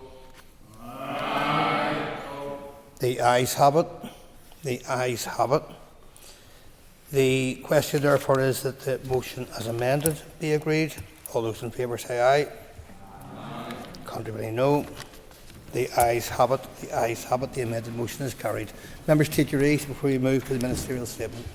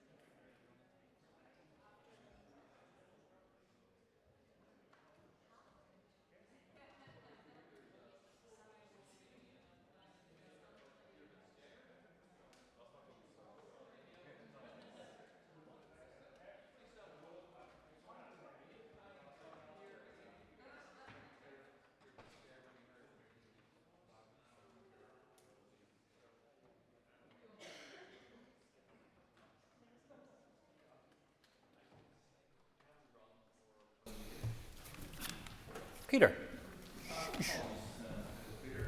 That's not in a condescending way, it's just a... Very good, thank you. I have received notice from the Minister of Communities that he wishes to make a statement. Before I call the Minister, I remind members that they must be concise in asking their questions. This is not an opportunity for debate, and long introductions will not be allowed. Minister, over to you. Thank you very much, Mr Deputy Speaker. I wish to make a statement to the House on the launch of the Northern Ireland Community Infrastructure Fund, a major new investment supporting the refurbishment and improvement of community buildings and facilities right across Northern Ireland. In June, I provided a written statement to the Chamber setting out my intention to launch a scheme in support of the halls, hubs and centres that rarely make headlines but make an enormous difference in sustaining local life across Northern Ireland.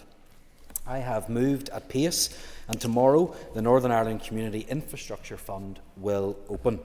Last Wednesday night at an event in Pomeroy, I was pleased to be joined by fellow elected representatives, voluntary and community leaders and other funders to launch the fund.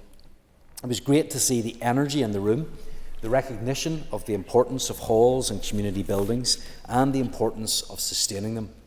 And importantly, the feedback from sectoral leaders endorsing this timely intervention responding to need within our communities. My vision with this fund is not just about bricks and mortar. It's about people, places and potential. In my role as Communities Minister, I've seen firsthand how vital community buildings and local halls are, be they church halls, orange halls, sports clubs or village halls, as the beating heart of our cities, towns and villages. They are the places where children learn, where people gather, where faith, sport, culture and heritage are celebrated. Across Northern Ireland, from Strabane to Strangford, from Portrush to Pomeroy, these places bring people together, not because they are grand or state-of-the-art, but because they are the thread that weaves our communities together. They are where communities gather, grow and support one another, where a teenager discovers confidence, where those who are isolated find friendship, where neighbours become volunteers. There where the fabric of our communities are knitted together. Yet many of these buildings are under strain. They are ageing, they are tired, and I've seen this firsthand in my visits across Northern Ireland. Many members have told me of the importance and the constraints of these facilities in their own constituencies too. In too many cases, they are no longer fit for purpose. Cold in winter, inaccessible for some, outdated and inefficient. Volunteers and trustees are stretching themselves to keep the lights on or make the most of spaces that are inadequate or limiting. And I think that we can all agree that is not good enough. These experiences convinced me that government needs to step in with practical support, and I've chosen to act with urgency and ambition in establishing the Northern Ireland Community Infrastructure Fund, which will disburse £4.3 million to our grassroots and local communities. This is a direct response to the challenges facing our communities and a significant and timely investment, proof of me delivering, not just discussing. The fund will provide grants of up to £40,000 for over 100 individual projects, more than 100 opportunities for local communities to improve, adapt and flourish. Now, I know this funding will not meet every need. Demand will undoubtedly outstrip what is available. This is a pilot which provides an opportunity to build understanding of need and impact and learn lessons. To help deliver this fund effectively and with impact, we have partnered with Cooperation Ireland to administer the scheme in partnership with my officials. They are a voluntary organisation with a proven track record of expertise, networks and trusted relationships. My aim is that the Northern Ireland Community Infrastructure Fund will support voluntary and community organisations to sustain their buildings by ensuring they are ready to serve for years to come. But it's also about the potential to better serve their community. The church hall that upgrades its kitchen and now runs a weekly community cafe that brings people together.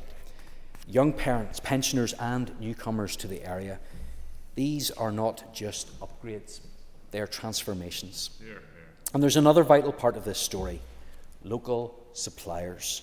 My fund will allow community groups to work with local SMEs and micro enterprises. By using experienced local tradespeople, builders and service providers, we're supporting small businesses and maintaining jobs. This investment doesn't just improve buildings, it multiplies its impact by supporting livelihoods and building pride. This will be social value in action. The fund will be open to voluntary and community groups, including faith-based organisations, sports clubs, church halls, village halls, orange halls and other centres that provide a wide range of community activities. And I want to take a moment to highlight the role of faith-based organisations, with church halls having long served as more than places of worship. For generations they have provided an inclusive space for many, from parent and toddler groups to lunch clubs and scouting and guide groups. One of the real strengths of this fund is how it's open to a wide spectrum of community spaces across Northern Ireland, whether it's a community centre in Londonderry, a faith-based group in Portadown, a sporting club in Omagh or an orange hall in Carrickfergus. These buildings may look different, serve different purposes and be rooted in different traditions, but they can all play a vital role in community life where they are open to and used by the wider community. So this scheme will provide funding towards repairs to existing community buildings, for example refurbishment or structural repairs, small-scale refurbishment or renovation works to improve communal facilities, for example kitchens and toilets, or changes to enable multi-use of premises, capital works for accessibility improvements, upgrades such as ramps or lifts, and energy efficiency measures such as boiler replacement, window upgrades and solar panels. From tomorrow, the first stage of the application process opens. The fund will award successful applicants up to 95% of the cost of their capital project, up to a maximum of £40,000. We're asking organisations to contribute 5% of project cost, whether through fundraising, reserves or loans. Not as a barrier, but as a way to strengthen ownership and sustainability. This modest contribution ensures that groups are actively invested in their project. It encourages local fundraising and partnership and helps stretch public funding further. Over the next fortnight, we will be holding a range of information sessions with in-person events in Belfast, Larne, Newry, Enniskillen, Dungannon and Londonderry. as well as online events to help groups learn more about eligibility for the fund and the application process. The application process will be clear and transparent, with robust criteria to ensure fairness and value for money. Stage 1 of the process is an expression of interest, which opens tomorrow and runs to the 29th of October 2025. The Stage 2 application process will begin on the 19th of November and run until the 9th of January 2026. And I would encourage all members to engage with the guidance now on my department's website and signpost prospective applicants to the support available. Mr. Deputy Speaker, change doesn't always begin with sweeping reforms. Sometimes it begins with a new roof, a new boiler, a new kitchen. But those changes unlock so much more. With this fund, we're not just investing in buildings. We're investing in our communities, our community capital, our community infrastructure. And I look forward to seeing it deliver for communities across Northern Ireland. And I commend this statement to the House. Hear, hear. I call on Mark Durkin. Mark. Thank you, Deputy Speaker. I thank the Minister for the statement, and I think it's vitally important that we maximise the uptake for and impact of any available funding across all of our constituencies and all of our communities. What measures will be put in place to ensure a fair distribution of this funding geographically? You won't be surprised to hear me raise, Minister, but also in terms of community background. And what checks and balances will be in place to ensure value for money as well? Well, Mr. Deputy Speaker, the fund is open to all eligible voluntary and community organisations across Northern Ireland, regardless of geography, tradition or type of activity. There's no predetermined targets or preferential criteria. We have developed clear eligibility and assessment criteria, as has been set out in the guidance notes, and grant applications will be assessed on the basis of evidence of need, capacity, readiness, impact and sustainability, and yes, value for money as well. Thank you. I call on Colin Gilgenue, Chair of the Committee. Colin. Thank the Minister for his statement, and welcome that this scheme will assist communities, and also the spread of areas that are being engaged with in terms of the information session. I think that's really useful. However, Minister, this hasn't come the length of the Communities Committee, and therefore, given there has been recent concerns around the soccer funding that was announced, what can you tell us about the qualifying process, and who will have the final say on who does or doesn't get funded through this fund? Will it be yourself or Cooperation Ireland, and what due diligence was done in relation to the process that Cooperation Ireland will use in distributing this money? First of all, there was a written ministerial statement that was provided in June, and on the back of that, the committee had asked for more information. I was happy to get that briefing organised, and it will be happening shortly. I would, however, highlight the fact that all members of the committee, indeed all MLAs, were invited to the launch last week, and they'd have been able to hear more about the fund. Unfortunately, the committee chairman did not make it. In fact, none of the members on the other side of the House were able to make it to that information event, and I think that would have been useful to have heard more about the fund. But ultimately, it's not the role of the It's not the role of the committee to decide policy. It's the role of the committee to scrutinise and to assist me in the development of that. And there will be an opportunity as we assess the evaluation of that, and you will have the opportunity at committee to ask those questions. In terms of the other question that he asked, was how the assessment will be carried out, and that will be done by Cooperation Ireland because of the experience that they have in these matters, but of course that will be done against the assessment criteria. So my advice to him and everyone else is, instead of quibbling with the process, let's make sure we're aware of the process and help and provide the support necessary to those who are applying, so that we can maximise our understanding of what the need actually is there, because I would like to see this rolled out further in the future, and that information will be useful to have. to see more delivery for our grassroots, but Minister, I understand this funding will be paid retrospectively. How will the Department address worries of smaller organisations who may struggle with cash flow if they have to pay up front? So there will be flexibility in that regard, Mr Deputy Speaker, because we understand for some they will not have the capital available to be able to draw that down immediately. So we can work on a case-by-case basis with those that need additional help, and we'll be happy to provide that at a further stage of the process. Deputy Speaker. Minister, I'm interested just to find out there that the previous member has mentioned that this will be a retrospective grant. That's not included within the statement today. But Minister, can I just ask you about the works going forward? You talked about, the future proofing, which is very welcome. But will there be any criteria provided for groups to ensure that they don't, for instance, replace an oil boiler with an oil boiler and are actually looking to meet reduction in emissions?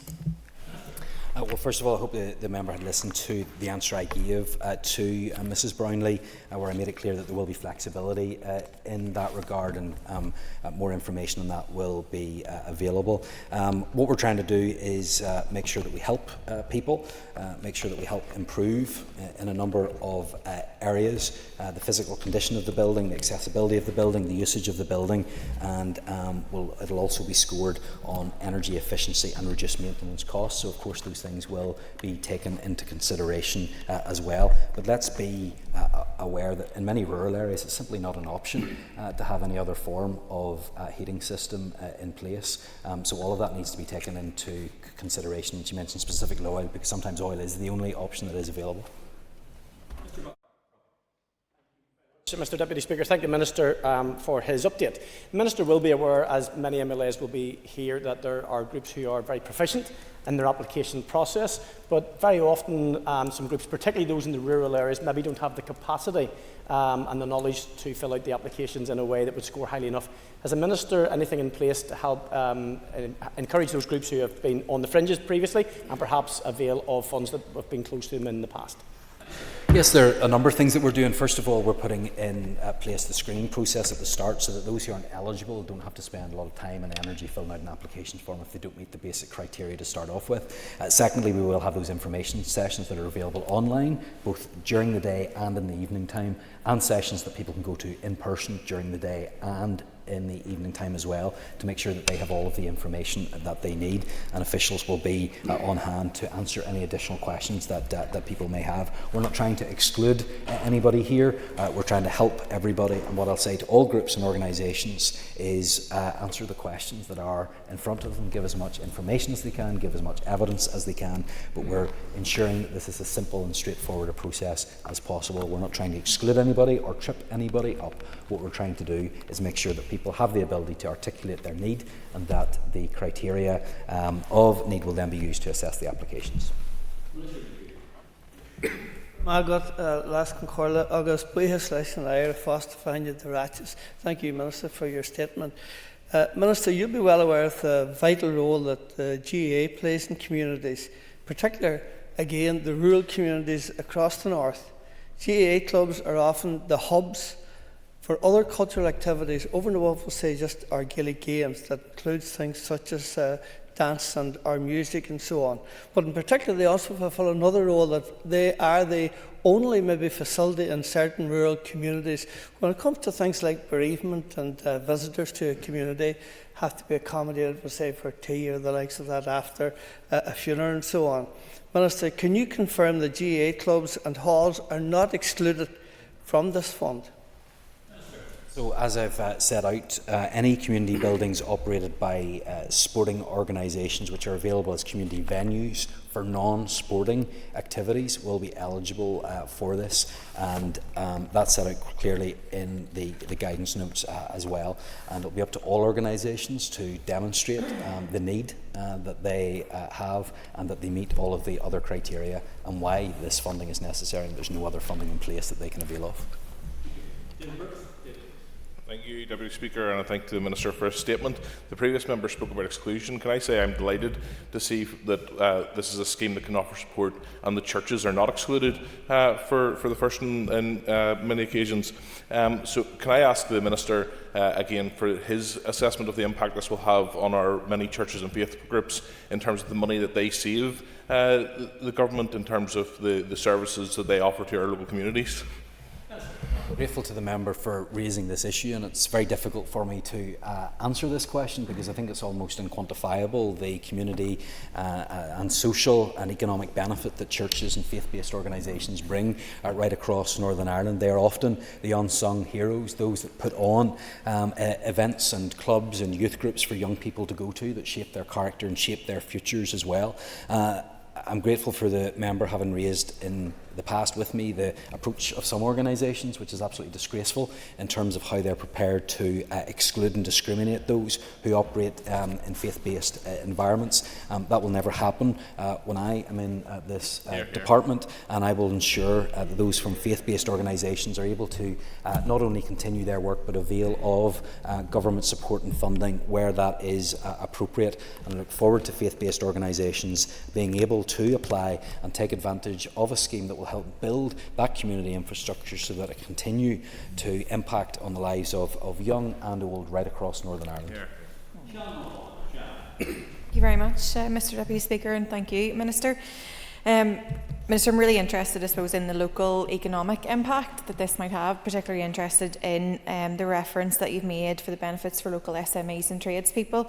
How will the Department monitor whether those contracts will be delivered locally or will be awarded locally, and will there be safeguards in place to ensure that smaller tradespeople or smaller companies will actually be able to compete fairly with larger companies that we so often see going in for tenders such as these? Yes, absolutely. Well, ultimately, it will be down to those that apply to source the quotes and to source those that will be doing this work. And I think it will be the case because of the small nature of some of the works that will be required, grand scheme of things, that local organisations and local employers will be able to benefit from that. Of course, we do expect all projects to be costed appropriately, and that all project costs are within an appropriate cost range for the type of works that are proposed. Any works must be properly procured, and we need to make sure that contracting exercises are fair, open and transparent, because obviously public funds are at stake here, and we need to make sure that there is value for money. But this is £4.3 million that will be going in to local communities across Northern Ireland. That is going to be of benefit, but it is of course something that we will be looking at whenever it comes to the monitoring and reporting of the scheme overall, and that's something that we will want to make sure that we keep an eye on, because I hope that we can bring this forward on a rolling permanent basis, and that information will be useful, I believe, to demonstrate the positivity of the scheme. Thank you, Deputy Speaker, and I want to thank the Minister for her statement today. Minister, I note that you mentioned in your statement about sports clubs, and I suppose at this point I should thank you for coming down to my constituency to see Bangor Junior Swifts in training. But Minister, can I ask you what types of funding sports clubs can apply for using this fund? Absolutely, and I'm grateful to the member for inviting me down and seeing the work that goes on there. And community buildings that are operated by sporting organisations are available to apply, but they must be able to demonstrate the work that they're doing for non-sporting activities. But I would also draw the member's attention to the Olympic Legacy Fund, which I announced last week, which is also there to help sports clubs that are in need of funding. So I'm sure the member will be helping those in his constituency that need it, and they should be aware of both of those funds that I have made available to members in his and indeed all constituencies. Mr Deputy Speaker, and I thank the Minister for his statement today. It will be welcomed in many of the small rural community halls that span from Anna and South Tyrone. But Minister, you mentioned you've partnered with Cooperation Ireland. Can you detail any engagement your department has had with Cooperation Ireland in relation to the Northern Ireland Community Infrastructure Fund? Yes, of course, and we engaged with them throughout this process, and as we appointed them, because of their expertise, the established systems that they have in place, and the trusted relationships that they have with the sector more widely as well. And we think that they will be well positioned to provide that additional support that is available. And one of the reasons why this was also done was because it was the most cost-effective and efficient delivery route, and that means that we can invest more in the community sector itself. Thank you, Deputy Speaker and Minister. I welcome your statement. Can the Minister maybe expand on the social value piece and the impact that this will have on local communities? Thank you. Yes, and again, Mr Deputy Speaker, I think this is almost unquantifiable, because we are releasing, yes, £4.3 million into local communities across Northern Ireland, but the impacts of that will go on and on, not only through the extra work that the community facilities are going to be able to provide, but also in the stability that that brings for many jobs as well, employers and employees, and the additional money then that we will be investing in our economy. So in short, it's very, very difficult to give a precise figure, but there's no doubt about it, this will continue to have a ripple effect across communities. Thank you, Deputy Speaker. And Deputy Speaker, I thank the Minister for his statement. He has part answered my question already, and that is that many faith halls, many halls that are faith-based and because of faith have been unwilling or unable to apply for funding that was attached to lottery sources. Can the Minister confirm that this is government funding through his department and not lottery supported, as this fund will be highly beneficial to faith-based communities and faith-based organisations? Yes, Mr Deputy Speaker, and again I appreciate the fact that this point is raised, because it does seem for some in our society today that faith-based organisations are the last acceptable form of discrimination, and many feel that that should be okay, and that faith-based organisations can be discriminated against. But I can confirm for him that there is no lottery-sourced funding for this project. It comes entirely out of the capital budget of my own department. Thank you, Deputy Speaker. Minister, obviously this scheme is going to cover rural and urban halls, and in the past the dear Minister and the previous Minister had supported 113 rural halls. I questioned the Minister yesterday in the Chamber, and he'd indicated he was having conversations with yourself regarding supporting this fund. Do you see the dear Minister putting his hand in his pocket and supporting you, which you have to step in to support rural communities? Will he support you financially to do more halls than you've talked about with this financial figure you've referred to? Well, Mr Deputy Speaker, I certainly hope so, and I'm very grateful to the member for asking that question in the Chamber yesterday. And actually, whenever the Agriculture Minister left the Chamber yesterday, I bumped into him. I didn't do this on purpose, but I just happened to bump into him as he came out, and I hope he won't mind me saying that we had a brief conversation about this, and he committed, as he did in the Chamber, to working with me on this, because I think that it is important that proper support is provided both in rural and urban areas. I think he clearly has a direct responsibility for rural communities, and I would be more than happy if he would be able to assist me in what we are trying to do, because it will benefit rural communities across Northern Ireland. I look forward to his support, and I in particular look forward to some financial support from him as well, so that we can deliver even more. Thank you, Deputy Speaker, and I thank the Minister for his statement today to the House. It's a really important programme, and I'm sure my constituents in South Antrim and those great organisations will be keen to avail of it. Would the Minister consider making this a rolling programme, so that community assets can be maintained well into the future? What a good idea. Absolutely. I think we need to wait to see what we can see. We need to see the evidence of need. We need to see exactly how much is needed and where that need is, how many applications we get, etc. But I know from the conversations that I have had already, from the response in this chamber, and from the numbers that have signed up, and we've got some significant numbers of organisations that are coming along to the information sessions right across Northern Ireland, that there is a huge demand for this, because these community halls and church halls and orange halls and village halls right across Northern Ireland make a huge impact, but are in huge need as well. So this is a pilot. We are testing this. I'm doing what I can with what I have right now, but I would very much like to see this become a rolling programme. So we will take lessons from this pilot scheme, and hopefully we will be able to extend that out, and I would appreciate the member support in that. Thank you very much indeed. Ladies and gentlemen, that concludes questions on the statement. Shall we take our ease for a few moments before we move to the adjournment debate?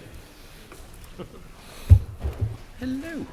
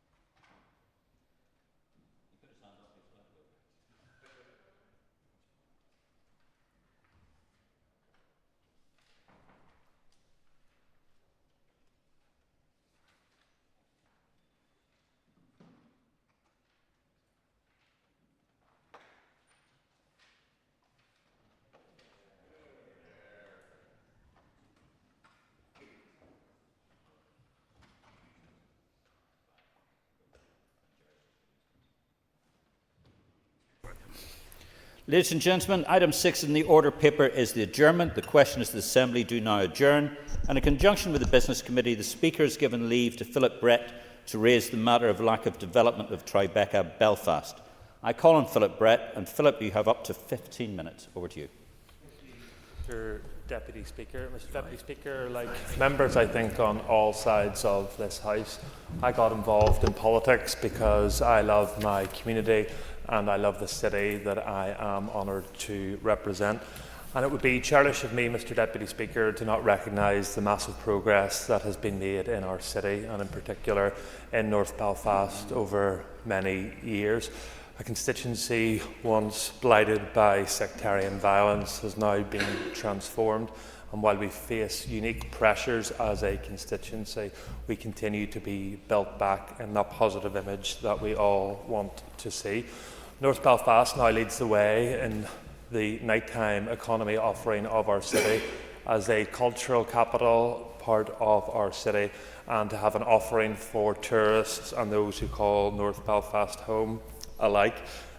In recent years, developments including the redevelopment of Crumlin Road Jail, the ongoing investment at Clifton Street, Orange Hall, the forthcoming development of Belfast Stories, the MAC, the Oh Yes Centre, the Cathedral Quarter, I could go on.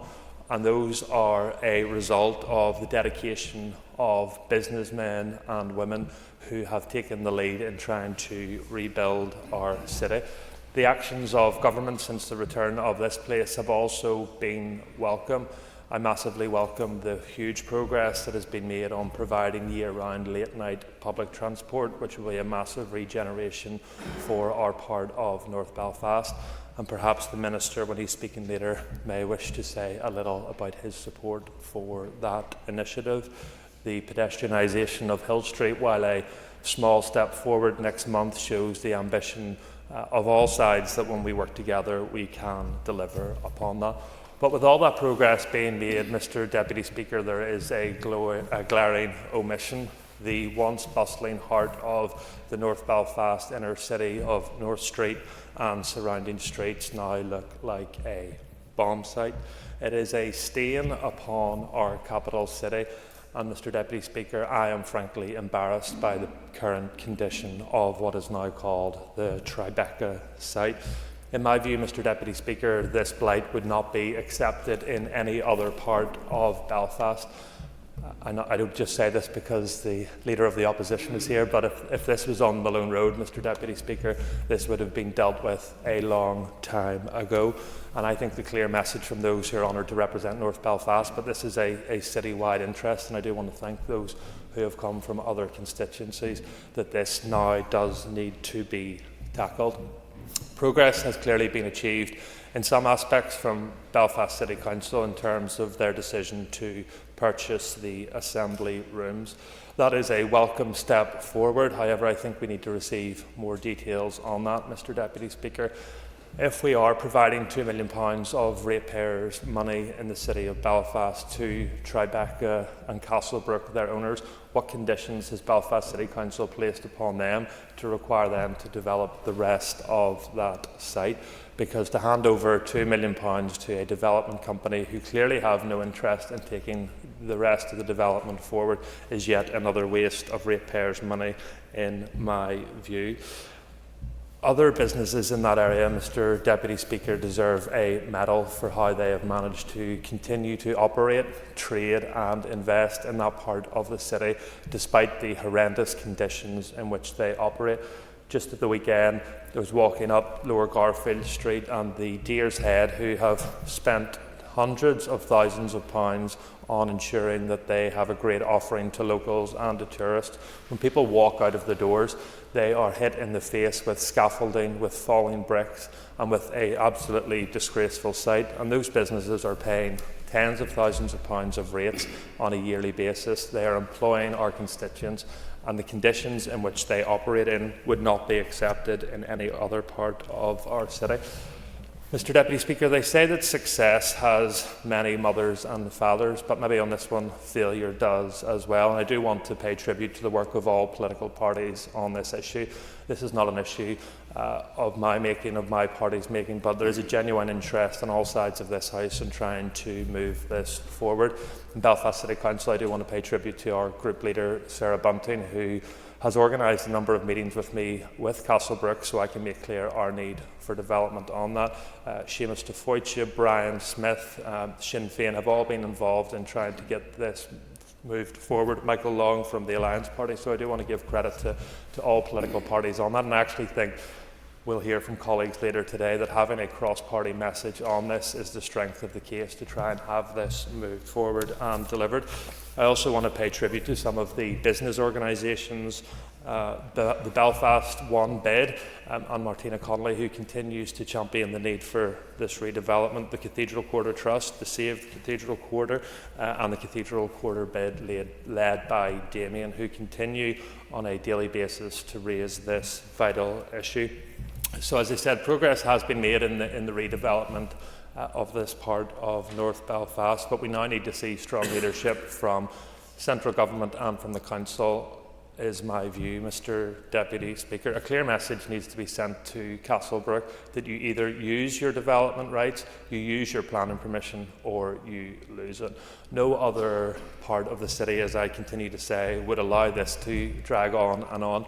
And I perfectly understand that market conditions from their initial planning permissions have changed, but there is only so long that people can be expected to wait for this development to take place. We were told it would be retail-led, then that changed to office space, and now this seems to be the newest incarnation, may be a housing-led development. All of these are important and welcome, but they now need to get on and deliver on that. People, frankly, Mr Deputy Speaker, are fed up, and it's not my job to make excuses for Castlebrook. My job is to stand up for the people who elected me, and they want to see action taken on this site. So I think we send a strong message from this chamber today that Castlebrook are put on notice, that they need to get on and develop this and stop expecting the people of North Belfast and our wider city to accept second best. Thank you very much indeed, Philip.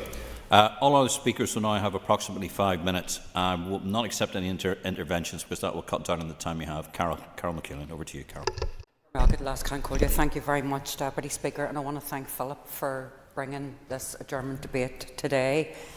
I'm from that area, and you know, I would still occasionally call over and go for a walk with my friends with their dogs all around there. I don't stray into the Deer's Head, but I have seen some of yous at the Duke of York when we've been walking up with the dogs. Great establishments, by the way. But Philip's 100% right. All you're met with is dereliction, scaffolding, no attention, no care, and it sends a message out to the residents, developers potentially, and indeed one of the most iconic parts of the city in terms of even the architecture is just getting lost. I remember, and this isn't a dig, Matthew, at yourselves, but I remember the announcement in 2004 around the Royal Exchange, 2003 actually. Really ambitious, great, and Philip's right. It was then, you know, retail, and then it became office space, and I think hopefully it'll end up a mixture of all. And then the awful fire happened in North Street Arcade in 2004. And there's just been a series of, well, I would just say it's mission creep. I mean, Royal Avenue used to be bustling, right from Donegal Street, Lower Donegal Street, right through to Donegal Place, and now it's not. I mean, as someone who has been there in the evening and dark nights, it's a scary place. And even the businesses will say that. I completely agree with everything you said about Castlebrook. Deirdre and I and others, along with our team, and Philip's right about the cross-party team in Belfast City Council, who in my opinion and in my experience, have led the charge in this. I mean, with our party adamant about the assembly rooms and then the cross-party support to try and get the whole thing done. I think it's a stain on us all, to be frank. I do think Castlebrook need to be put in notice. If it was any other part of BT9, not getting stuck into South Belfast, but all I'm saying is elsewhere it wouldn't be allowed to happen, and it shouldn't be allowed to happen anywhere regardless of postcode. I would like to see the department using its regeneration powers almost to act as the leadership in this. I mean, Belfast ratepayers, and I know the businesses pay a lot of money in rates, but Belfast ratepayers have coughed up more than anyone else. The developers, in my opinion, have led us all a merry dance. We've all been clear about what we don't want. We've all been clear about what we want. And every time you think you get somewhere to come back. And I just feel the whole process, I would go as far as say, in my personal experience, it's been very disingenuous. So I can only imagine the frustration of potential developers. We've had meetings with housing providers, housing associations, developers around looking at using 80-20 social private. Everybody has stretched themselves and then some, and it's still sitting there. And I think the engagement all depends at maybe correspondence from the Belfast City Council Planning Committee, and then it almost reminds them that they need to engage. Engagement and communication should be a constant. We know that in this place. Even if it's good, we'll have good days or bad days, most people know exactly where they stand. We thought we knew where we stood with Castlebrook, and all round, I hate even the name Tribeca, right? I think it's just rubbish, but that whole development does need lifted. And I think we would all welcome the opportunity. The only people that I think would have the ability, the authority, and indeed the credibility to do this would be the department, and bringing other agencies to do a round table to bring them together. Because with the regeneration powers, with the kudos of acting on behalf of the Assembly and the Executive, but certainly even just to lever other departments, I'm glad Hill Street's pedestrianised. It took too long. And if developers are watching how we do things, then they're not going to do anything with haste. So we all need to be honest about that. So I do think it is an opportunity for us all to come together and put Castlebrook and others on notice, along with our community, our business and our statutory partners. So I'm up for that. And again, thank you, Phil, for bringing the debate today. Thank you, Carol. I call on Nuala McAllister. Nuala.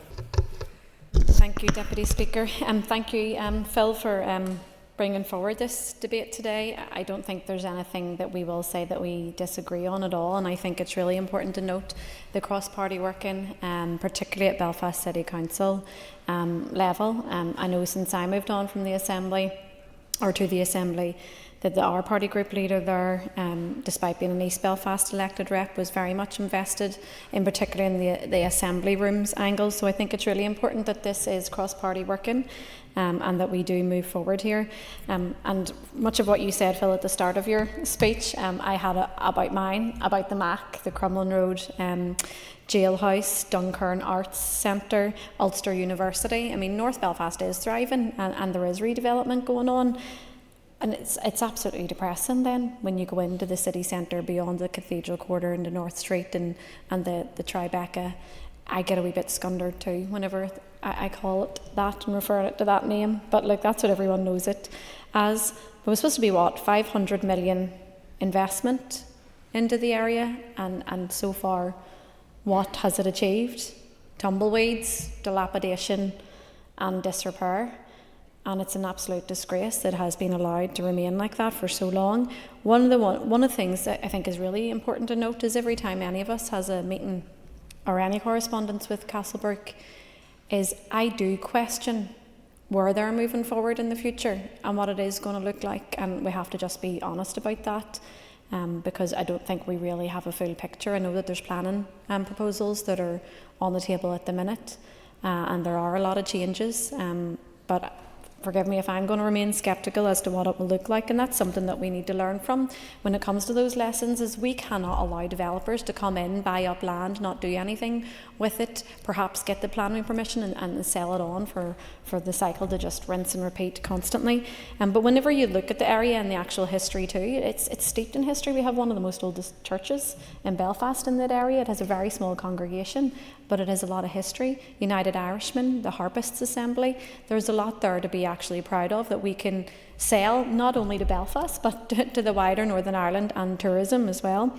And if it's not for a small handful of local businesses that remained and said, no, I'm not shutting up shop and moving on, and that I'm staying here, that it would be in a much worse state. We had a massive opportunity when the university was relocating for Castlebrook to play ball and get on board with the community and actually change it for the better. We missed that opportunity, but it's something that we should get back on track with too. And hopefully the Minister also, when he's winding up here today, can perhaps think about working with Andrew Muir and the DAERA Minister with regards to the dereliction bill, because we should use whatever powers that we will have, divorce developers in particular and property owners, to look after the sites so that they don't fall into more disrepair. I welcome the Council's move to take over the Assembly rooms. I welcome the pedestrianisation of Hill Street, but like Carol said, it just took too long and we can't wait anymore. But what can it look like? What can we see that part of North Belfast? It can be lively, it can be bustling. It should be a mix of private, public, retail, business. It should have more pubs, restaurants, a hub to bring people together, and that's what we should really be working towards as a cross-party, led both by this government and by Belfast City Council. My party is prepared to work with every party in this chamber, to work with everyone at Belfast City Council and any minister that is involved to actually get what we need, and that is thriving redevelopment of the Tribeca area in North Belfast. So thanks again to the member for bringing it here today. I'm very grateful to respond and look forward to hearing what the Minister has to say. I call on Jerry Kelly. Jerry. Consensus is broken out here, so I'll try and keep this short. There's a couple of points I really want to make, but some of them already been made. But bear with me, and of course I thank Philip Bratt for bringing this forward to the Assembly. It's very opportune. People know it was back in 2020 that planning permission was granted for what was sold as a £500 million regeneration scheme of the Cathedral Quarter, which is 12 acres of city centre. The city centre were meant to be brought back to life with homes, offices and shops. Yet 5 years on, nothing has happened, as is said by a number of the other speakers. In fact, planning applications have only been withdrawn. Not a single real step forward has been taken, and the promises that have not been kept, and the site lies idle. Castlebrook Investments, I agree with all that has been said about them in the past, and unfortunately this probably goes for a lot of these huge investment companies. I think Nuala mentioned, if you didn't use that word, land banking, and that's what it appears to be, not only here, but this is a huge example of it. And then they will flip it when whatever the money comes up, and then somebody else will hold it for a long time waiting for the right opportunity to make the most money. So I think we have to look at that and see what we can do about it. But who pays the price of, that I read some of their stuff and it said that they were frustrated. They're not as frustrated as the people of Belfast. Mm-hmm. And who pays the price for this delay? And it's not the developers. In London, it's the Belfast people. And also, as mentioned before, the small businesses that are pushed out, because some of them have been pushed out, others brave enough to stay there, and fair play to them for doing that. And it is a site of absolute dereliction. The Assembly Rooms, which has been mentioned again, is one of the most historic buildings in the city and has been left abandoned with developers while the developers chase profit.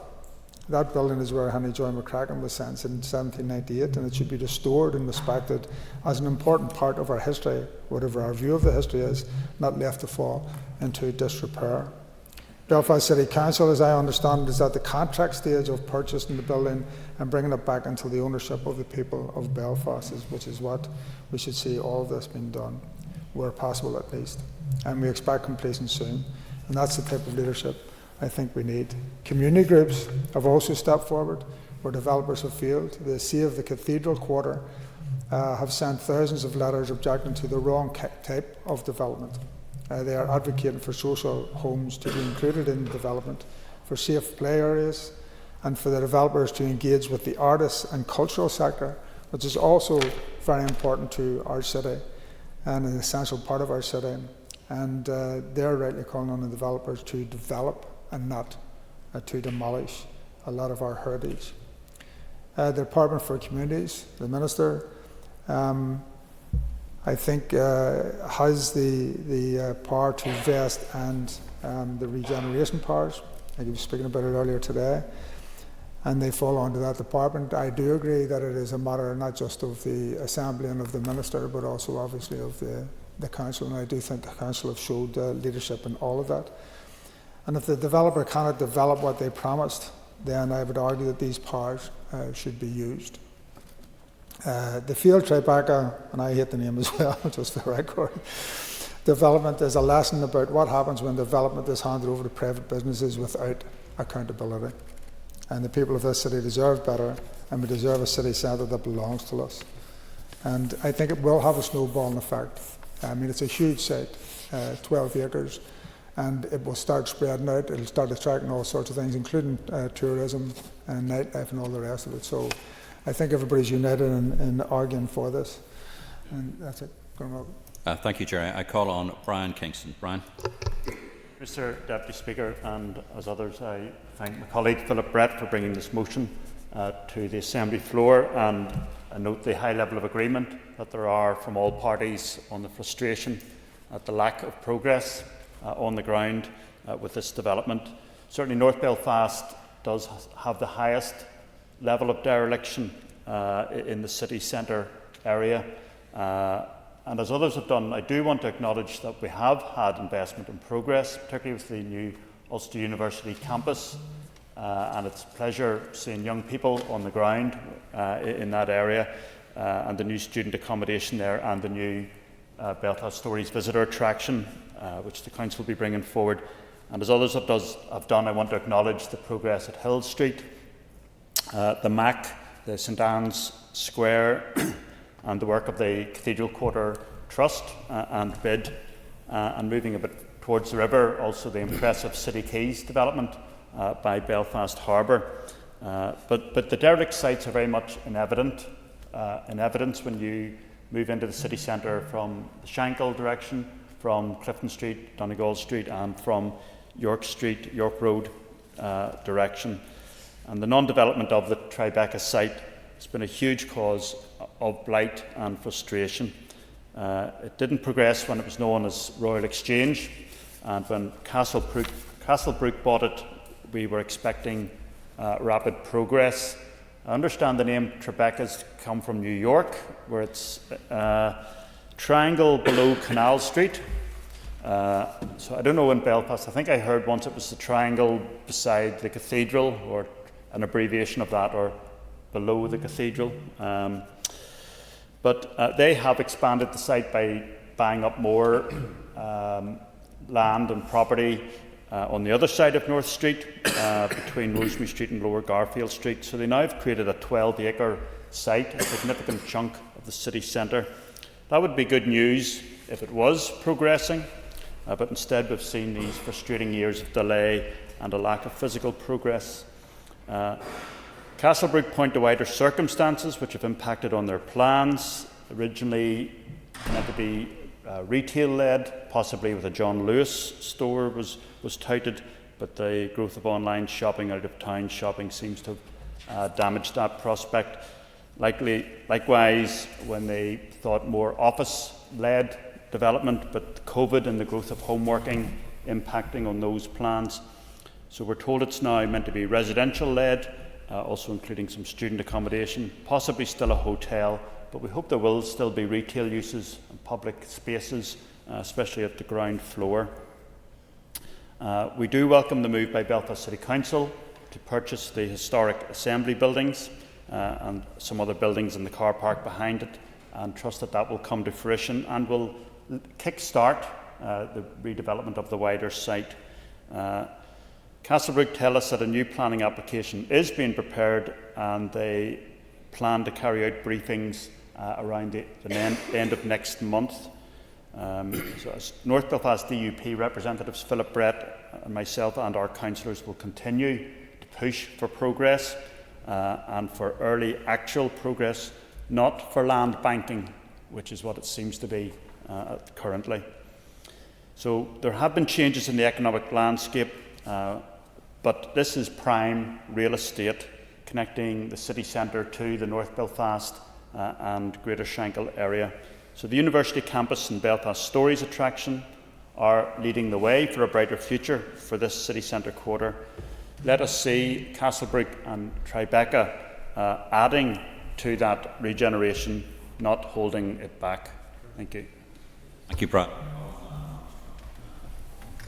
Mr Deputy Speaker, and I thank Mr Brett for bringing this adjournment motion today, and I've certainly learned a lot about the area and the problems with Tribeca in North Belfast, and I hope the members don't mind my contribution in the debate coming from Fermanagh, South Tyrone.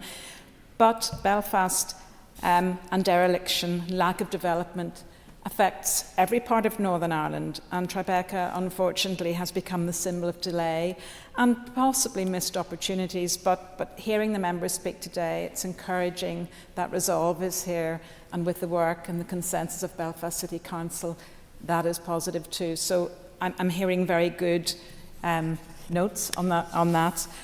Dereliction in Belfast City Centre and the lack of development, particularly around the Tribeca site, demands urgent attention. What should have been a symbol of regeneration, as others have pointed out, has remained and become a site of neglect, impacting the city's appearance and its effect on the economy, retail, tourism sector, community pride in particular, and members have spoken very, very movingly about the impact on the communities living there.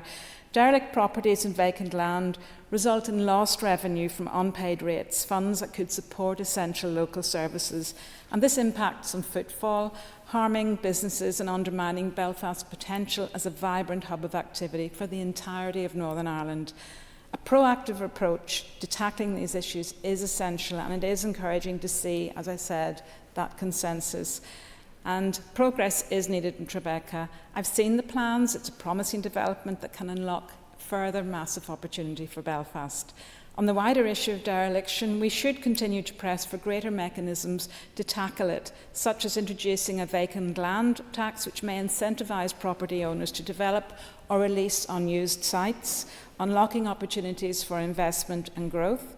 However, such proposal must be examined in detail to avoid any adverse impacts or unintended consequences that can cause a chill factor. We are seeing, of course, progress in the long overdue dilapidation bill, which I'm keen to see rolled out, and there's an expectation that this will become a catalyst to develop growth within our communities. I do have to commend Belfast City Council for the Vacant to Vibrant programme. From what I hear, this has been broadly welcomed right across the city and perhaps could be a model for elsewhere in Northern Ireland. In closing, we must see progress on Tribeca. For too long, this site has seen little or no progress, but with determination and vision, it can become a reality. I know that my friend Mr. Brett wants this over the line, and if he puts as much passion into this as he has done into getting Hill Street pedestrianised, then I know we will see progress. Thank you. I call on Matthew O'Toole. Matthew. Mr. Deputy Speaker, I'm pleased to be able to speak on this subject today. It's a subject that Mr. Brett and I have talked about a lot. We share some of the same priorities in terms of the city centre, and I'm very glad he's brought this debate today, whether it's the pedestrianisation of Hill Street, the introduction of night buses, all of those things that we need to maximise the amazing potential of our city centre as a cultural, historic, economic driver, not just of this city, but of this region and the entire northern part of this island. I think the further development of what is shamefully and irritatingly known as Tribeca, and I agree with basically everyone that that is an ahistoric, vulgar and preposterous title to give such a brilliant and historic part of Belfast. But given I am the Leader of the Opposition as well as being a Belfast representative, and I do want to talk about the Belfast context, I'm going to inject a little bit of dissent, and that's important because if you want to talk about dissent, that great radical Presbyterian quality that we associate with the assembly rooms in that part of Belfast, I'm going to inject a wee bit of dissent into the consensus, because while we agree that something must be done, someone watching this debate from outside might think this was a little bit like Mark Twain talking about the weather. Everyone says something must be done about the weather, but no one does anything about it. Nearly a year ago, Mr. Deputy Speaker, the opposition on an opposition day brought a motion to the Assembly to talk about Tribeca and the preposterous failure to deliver on ending the dereliction there. In that motion, we talked about asking the Minister of Finance to look at city centre dereliction, including a vacant land tax, which Ms Armstrong just referenced. We talked about the historic significance of the assembly rooms and doing something about that. I'm glad to say there is some progress, and the Council is moving towards acquiring that site. We called on the Minister of Finance to do a full rates review of what was happening across that site, because in questions, in written answers to me, it was revealed that there was widespread and it seems apparently inappropriate reliefs being given to properties that were falling into dereliction on that site. That was discovered because I asked questions about it. And I also called on the Minister for Communities and the Minister of the Economy to work with the Finance Minister and Belfast City Council to further proposals for this site. Now, I want to see all that happen, but it's important to say this Assembly passed a motion to do all those things last November. The public out there don't just want us to show up and talk about these things again and again. They want something to happen. So I'm glad we have consensus today, and whether it's an adjournment debate today or an opposition day last year, let's see some progress. I hope to hear from the Minister. I welcome the fact the Minister is here talking about it, because I asked him a written question, two written questions in fact, in May and June last year in 2024 about what meetings he was having on Tribeca and potential regeneration work. He said he hadn't had meetings, but he planned to have meetings with the Chief Executive at Belfast City Council. I'd like to hear an update on what happened in those meetings and what meetings have happened further, because this site is not just full of potential. We've wasted 2 decades of potential. We all have some hand in that as politicians and political parties, but we all now have responsibility, some of us more than others because we don't hold ministerial office, to deliver on that. It will require a joined-up effort. One option that we put forward as the opposition last year was that the Executive, working with Belfast City Council, create something like the Laganside Corporation. Now, there's some objections to the way Laganside worked, and I'm not saying it was perfect, but it was a company that vested land and delivered a regeneration project. That's perfectly within the legal powers of the executive to do that. Why not? We could use FTC. FTC is already being used, I hope, to deliver Casement Park. I think the Minister wants to use it to deliver other football stadia. I have no problem with that. Why not use it for this purpose? I think that would be something that we could explore. And if not that, then what? Because we can't go on like this. We can't have any more debates here, whether it's opposition debates, adjournment debates, or questions where we talk about something being done and then nothing happened. I see people are looking around the room thinking, this guy's being annoying again, he's standing up and making a nuisance of himself. I don't care, because that's my job. Too long in this place, we've stood up and all agreed with one another, and then guess what? Nothing's happened. On the point about whether this is North or South Belfast, here's the point. It's Belfast. Most people who walk down Hill Street and have a pint of Beamish or Murphy's in the brilliant Duke of York and then walk around to Donegal Street and North Street and they say, why is this like this? We're in the middle of one of the most happening cities in Ireland, one of the most interesting cities in Europe. Why is there this block of derelict land? To be honest, guys, we're all worried about where constituency boundaries lie. People aren't aware whether it's North, South, West or East Belfast. They just know it's Belfast and it's brilliant and it's full of potential. We, as public representatives, need to get behind it and deliver it, not let it fall into any more dereliction. I commend the Cathedral Quarter bid, Save CQ, who have been amazing at campaigning on this, individual reps from a whole load of parties who've worked very hard on this, but let's do right by them, let's deliver it, let's be specific, let's have no more debates where we all agree with one another, let's actually do this and make this project and this part of the city thrive again. Thank you.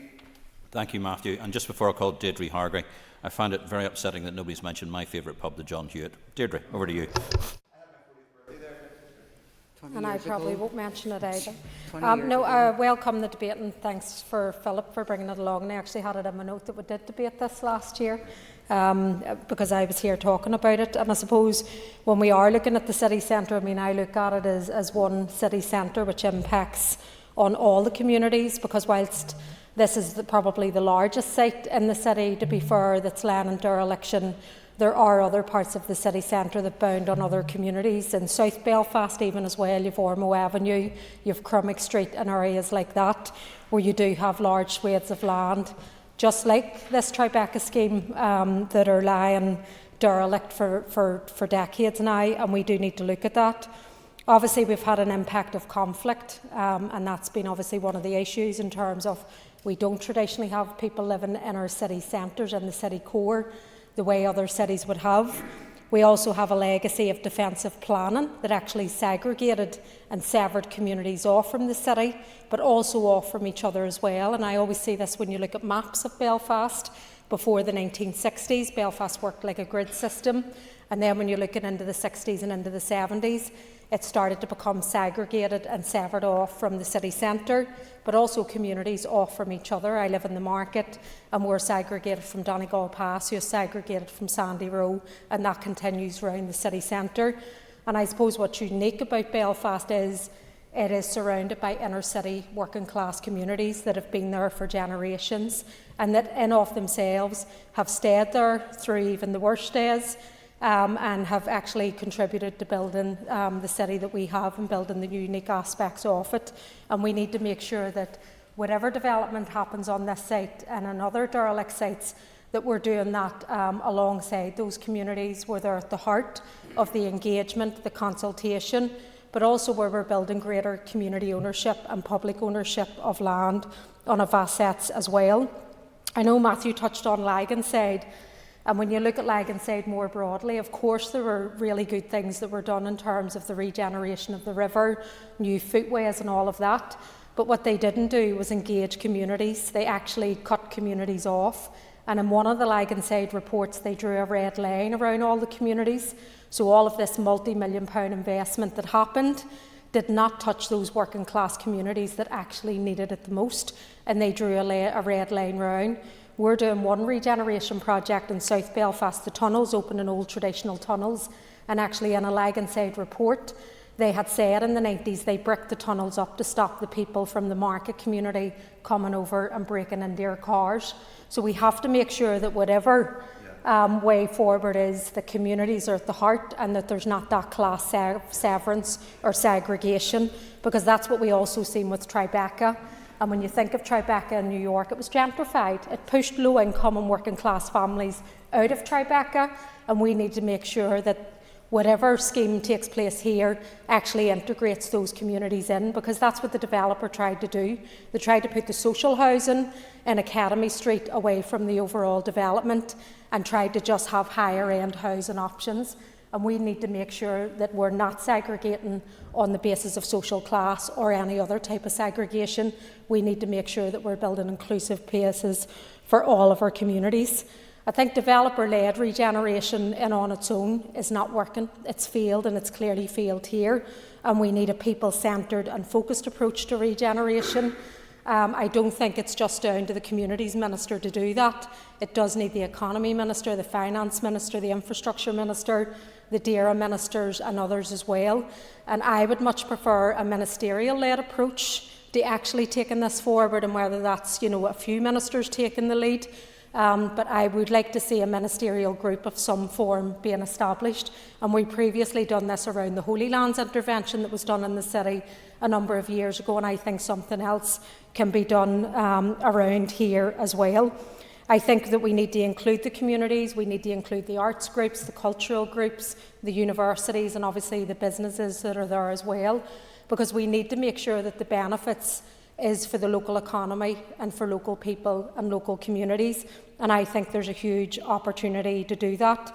I would ask the Minister, I know we have business improvement districts as well, but I think that there's a democratic deficit in those, and I would ask the Minister to look at that.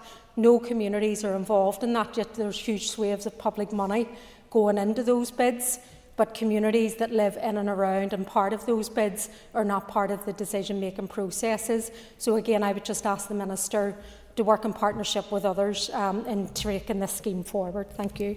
Thank you, Deirdre. And I call on the Minister. Minister, you have up to 10 minutes. Minister.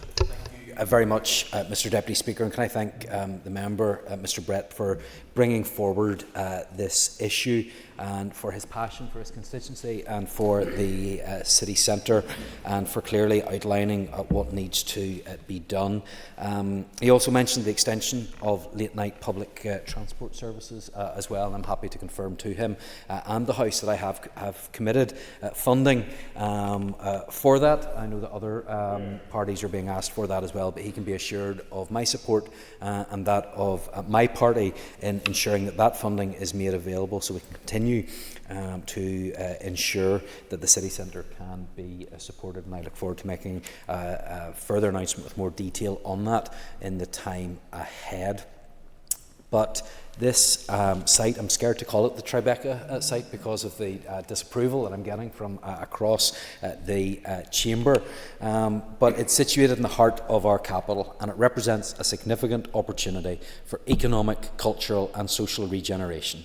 However, as the members around the chamber this evening and the wider community rightly observe, progress has been disappointingly slow. And as Minister for Communities with responsibility for regeneration and heritage, I must express my concern at the lack of meaningful advancement by the developer. The continued stagnation of this site is not just a missed opportunity, it's actively contributing to the deterioration of a key part of the city. This blight is undermining the physical and socio-economic recovery of the city centre and, by extension, the wider city. The Tribeca scheme, led by Castlebrook Investments, was originally heralded as a transformative £500 million regeneration project spanning approximately 12 acres. Planning permission was granted in 2020 for a vibrant mixed-use development incorporating residential, office, retail, leisure and cultural spaces alongside the conservation and regeneration of listed buildings. However, despite early momentum and public anticipation, we've yet to see any meaningful construction activity on the ground.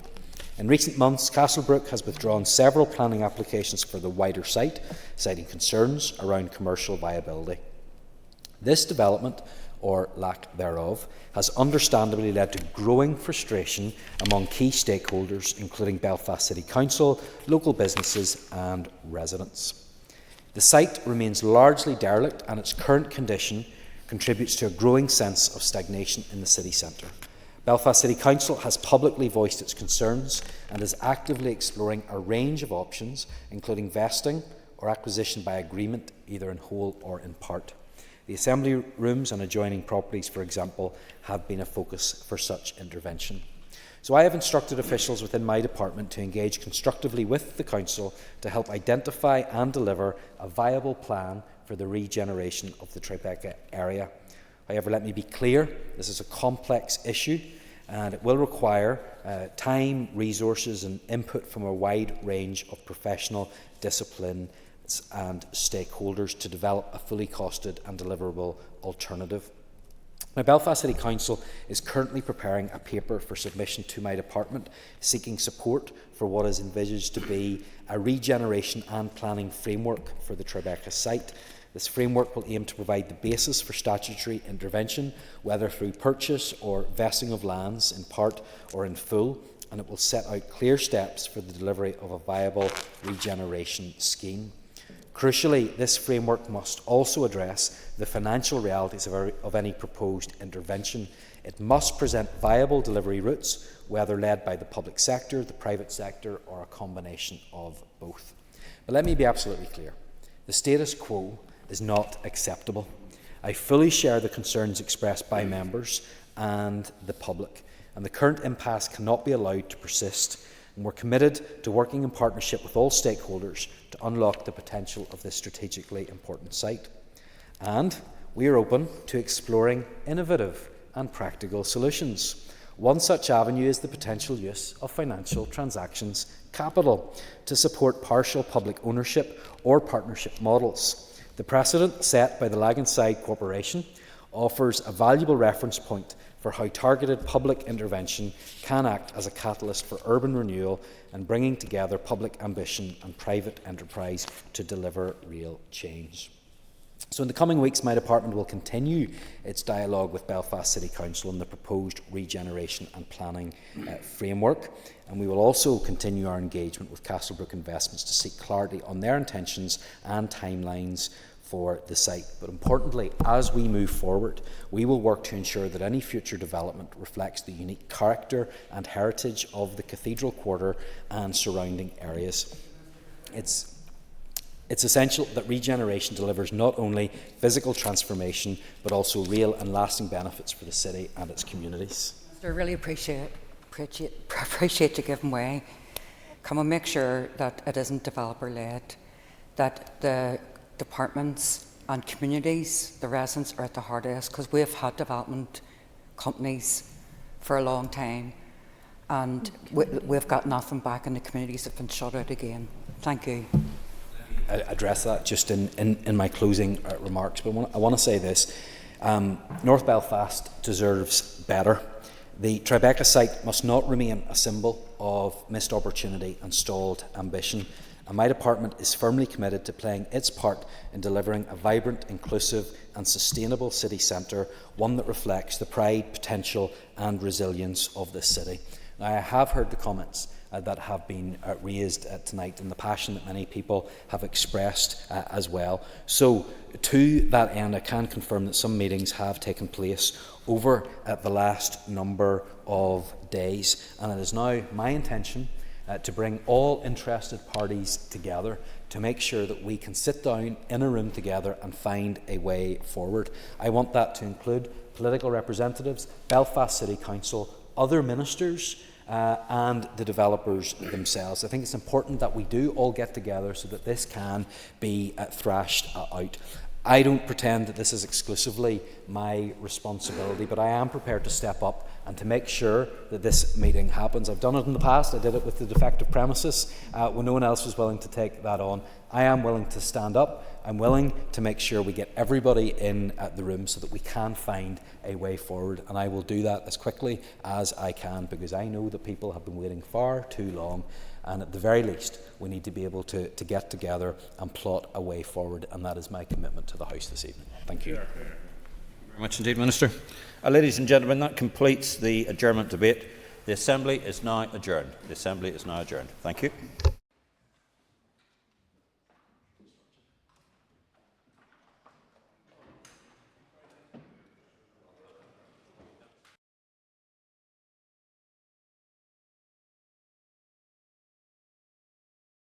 Assembly Chamber. Sound.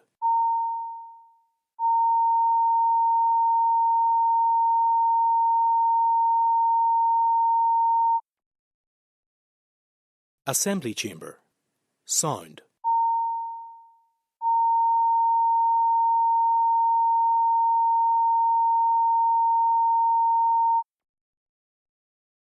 Assembly Chamber. Sound.